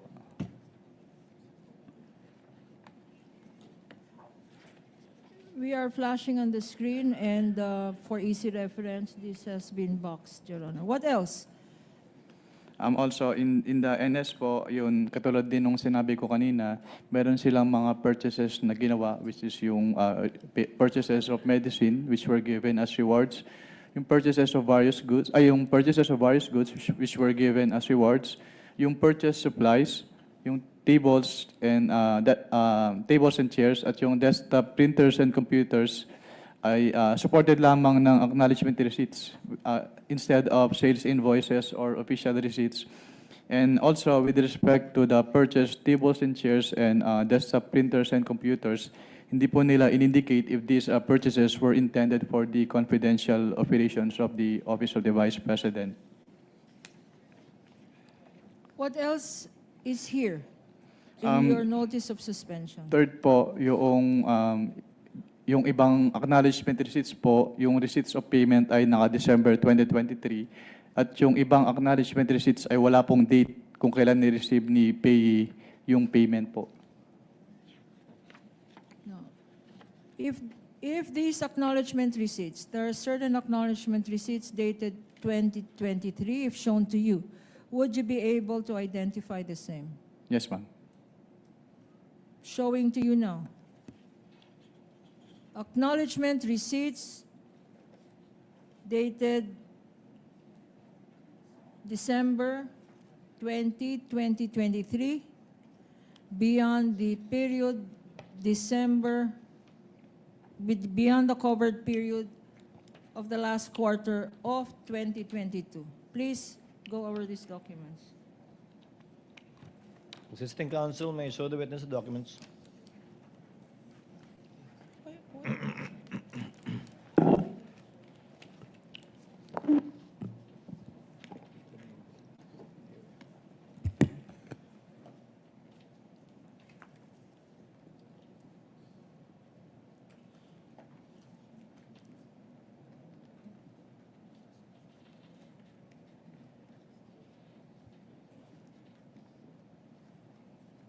Your Honor, please, this notice of suspension, as I mentioned earlier, is a common exhibit, Your Honor. And I will call the witness to please take a look at Annex A of this notice of suspension, which appears to be a tabulation of these undated and dated 2023 acknowledgement receipts. Are you looking at it? Annex A?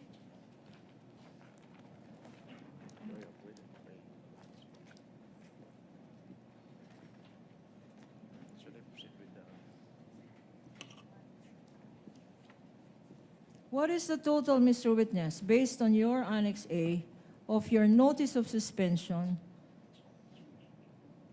of the total amount for acknowledgement receipts issued for a period not covered by the confidential funds? Can you clarify po yung question? Yung mga dated December 2023 po ba yun? Yes, Mr. Witness. Based on this annex po, yung total ng mga acknowledgement receipts na dated December 2023 ay 25,606,000 pesos. For 2023, 25,606,000. What about confidential funds liquidated based on undated acknowledgement receipts na walang date? Undated. Based po on Is that also shown in your Annex A?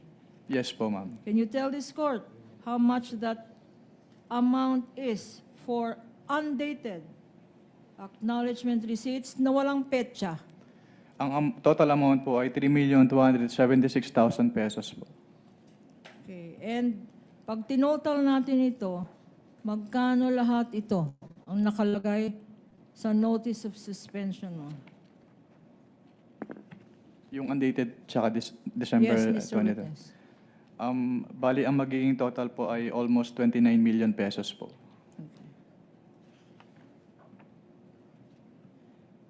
Sa notice of suspension, what other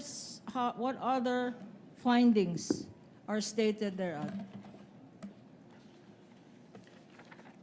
Sa notice of suspension po, may findings din po about some expenses po na piniresent doon sa kanilang acknowledgement receipts na hindi presented doon sa kanilang accomplishment report. What else, Mr. Witness? Number 5 po dun sa notice of suspension, katulad po nung sinabi ko kanina, yung total expenses nila based on the acknowledgement receipts ay umabot ng 125,150,000, which is 150,000 in excess po doon sa kanilang total expenses based on the accomplishment report na 125 million pesos. Let me try to understand this. Nag-issue ang total is sobra. Nag-liquidate, pero ang liquidate nila ay sobra sa amount na 150 million.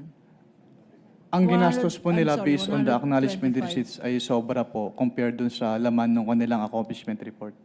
May discrepancy. May discrepancy po na 150,000 pesos. What happened? May notice of suspension. What happened after you issued this notice of suspension, if any? After po ma-issue yung notice of suspension ay wala na po akong personal knowledge since nag-transfer na po ako to other audit sector po of the Commission on Audit.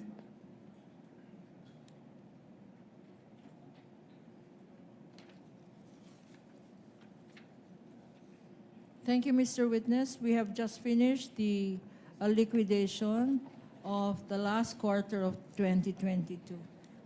We are we are mindful, Your Honor, of the request of the presiding judge to end at 2:30.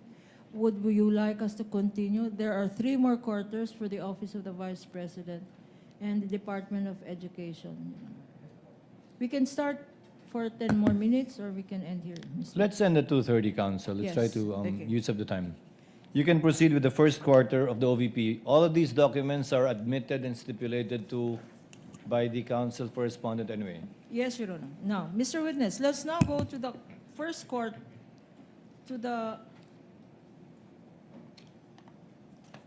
let us now go to the first quarter.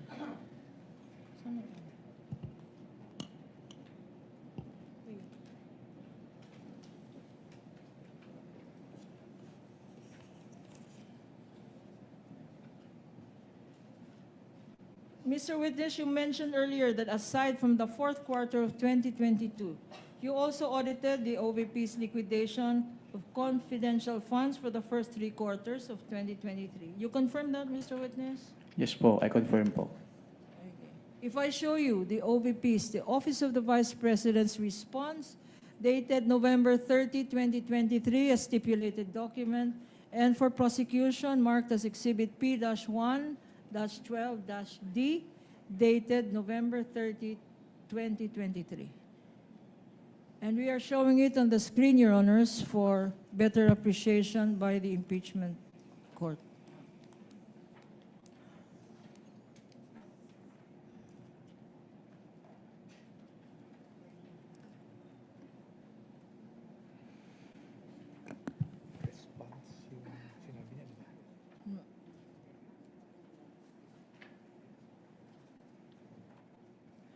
What, Mr. Witness, were, if any, were the liquidation documents submitted by the Office of the Vice President as regards the confidential funds received for first quarter and the second quarter of 2023? Counsel, just to point it out, I believe that the November 30 response pertains to the last quarter of 2022, not the first quarter of 2023.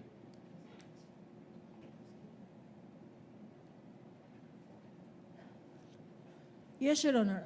Thank you for pointing it out, Your Honor. For the first quarter of 2023,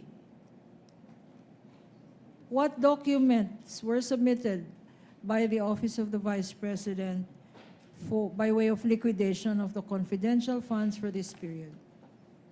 The documents po submitted by the Office of the Vice President for the first and second quarter of 2023 include yung kanilang liquidation report, yung disbursement voucher, yung cheque, yung obligation request, their physical and financial plan for calendar year 2023, yung kanilang quarterly accomplishment reports, and yung proof of submission po noon dun sa Office of the President, the Senate President, and the Speaker of the House, yung certification po nung accountable officer on the utilization of the confidential fund, yung designation po nung kanilang special disbursing officer, yung specimen signatures nung signatories nung documents, at yung fidelity bond po nung kanilang accountable officers.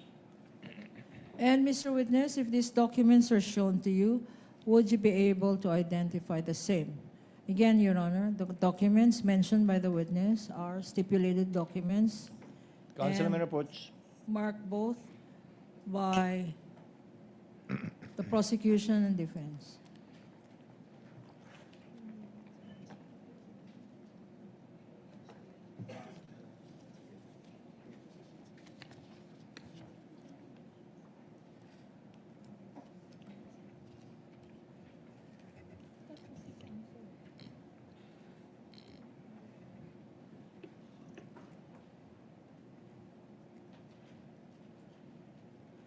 Showing to you, Mr. Witness, liquidation documents for the period covering February 6 to March 29, 2023.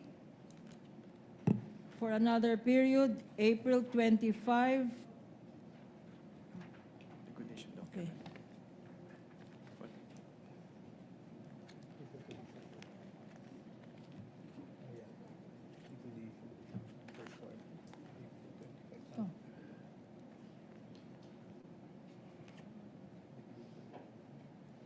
Among the documents being shown to you is a physical and financial plan issued by the Office of the Vice President for calendar year 2023, being flashed on the screen. Specifically, a physical and financial plan dated January 20, 2023, marked as Exhibit P-1-14-A-1, Common Exhibit with the respondent, defense.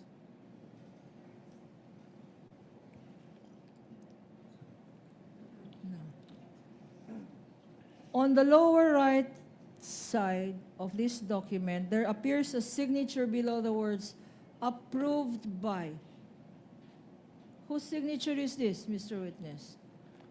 This is the signature po of the Vice President Sara Duterte. And again, tell us why you know this signature. Tell us. Because the OBP po submitted specimen signatures of the signatories po, and one of the specimen signatures submitted is that of the Vice President, and her signature po on the specimen signature submitted is the same with her signature po on this document. And in this very same document, there is a phrase, quote unquote, approved by. What does this mean? Ang ibig sabihin po noon ay inapprove po ni Vice Presidente yung contents ng Physical and Financial Plan na sinubmit sa ICFAO. Please take a look at these documents and tell us what significant observations have you made. If any. Based on this document po, hindi po naka-indicate dun sa column A yung specific confidential activities as required po under 4.2 of the Joint Circular 2015-01. Why is this necessary? It is necessary po since under item 4.2 po of the Joint Circular, it shall be the basis po ng disbursements ng kanilang confidential fund. What else did you observe, Mr. Witness? Since yung hindi po naka-enumerate yung kanilang specific confidential activities, yung columns for the expected outcome at yung column for the physical target ay hindi rin po kompleto since hindi po nakamatch yun doon sa kanilang specific confidential activities. For the record, because it's not quite clear, could you read for the record what is there stated in the third column? In the third column po, physical target. Letter A, number of identified areas with surveillance conducted and monitored. And letter B, percentage of activities implemented without and toward security-related incidents.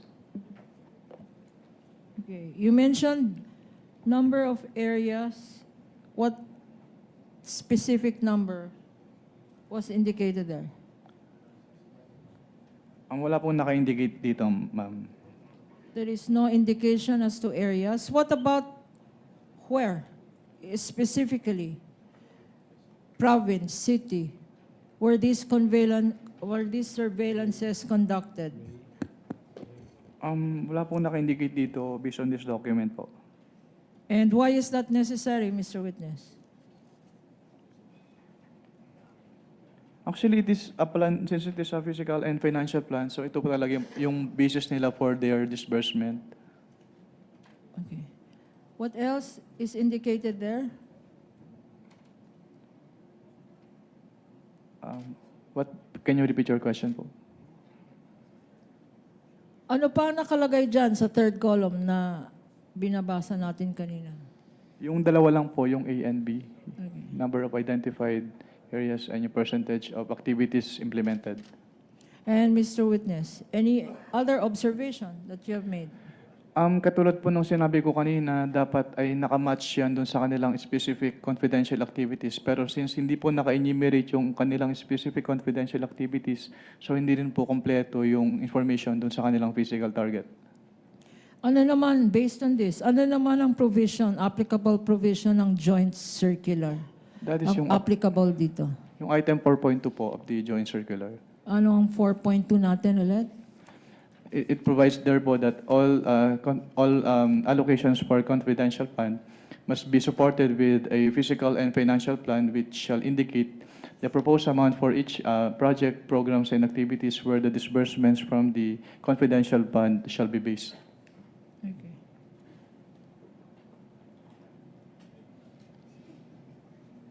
We now go to the last set of documents, which are also stipulated documents.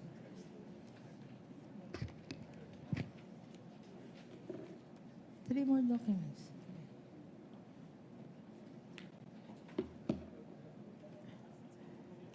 I am showing to you three checks, specifically land bank checks. A land bank check 002444053 dated January 31, 2023, previously marked as Prosecution's Exhibit P-1-11-B. Again, this is a stipulated document. What, if any, is the significance of this land bank check Ito being pong, flashed on the screen for easy reference? ito pong land bank checks, ito yung proof na pwede na nilang i-withdraw yung kanilang cash advance. At magkano ang land bank check na yan? Based on these land bank checks po, ang amount po ay 125 million pesos per quarter from the first to third quarter of 2023. Another check, land bank check number 002-45511, dated April 18, 2023, marked as Exhibit P-1-11-C, another stipulated document. What is the significance of this check? Being shown to you, Mr. Witness, and being flashed on the screen for easy reference of the impeachment court. Ang significance po nito ay pwede na nilang i-withdraw. It is a proof that pwede na nilang i-withdraw yung amount of the cash advance.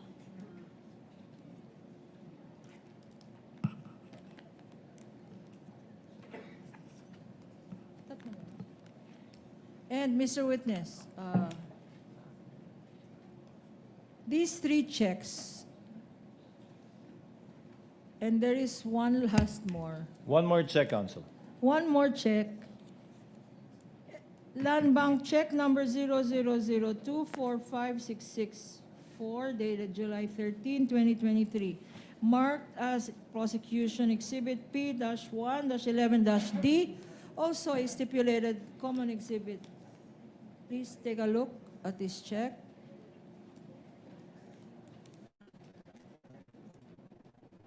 Tell us the significance of this check, if any. The significance of this check po is it is a proof po na pwede na nilang i-withdraw yung kanilang cash advance for this quarter. And this check submitted to your office, to the COA ICFAO, Yes, ma'am. are the very same checks that you identified this afternoon. Yes, ma'am. Your With the Honor, indulgence please, of counsel, you want to wrap up there and continue your direct tomorrow? Yes, Your Honor.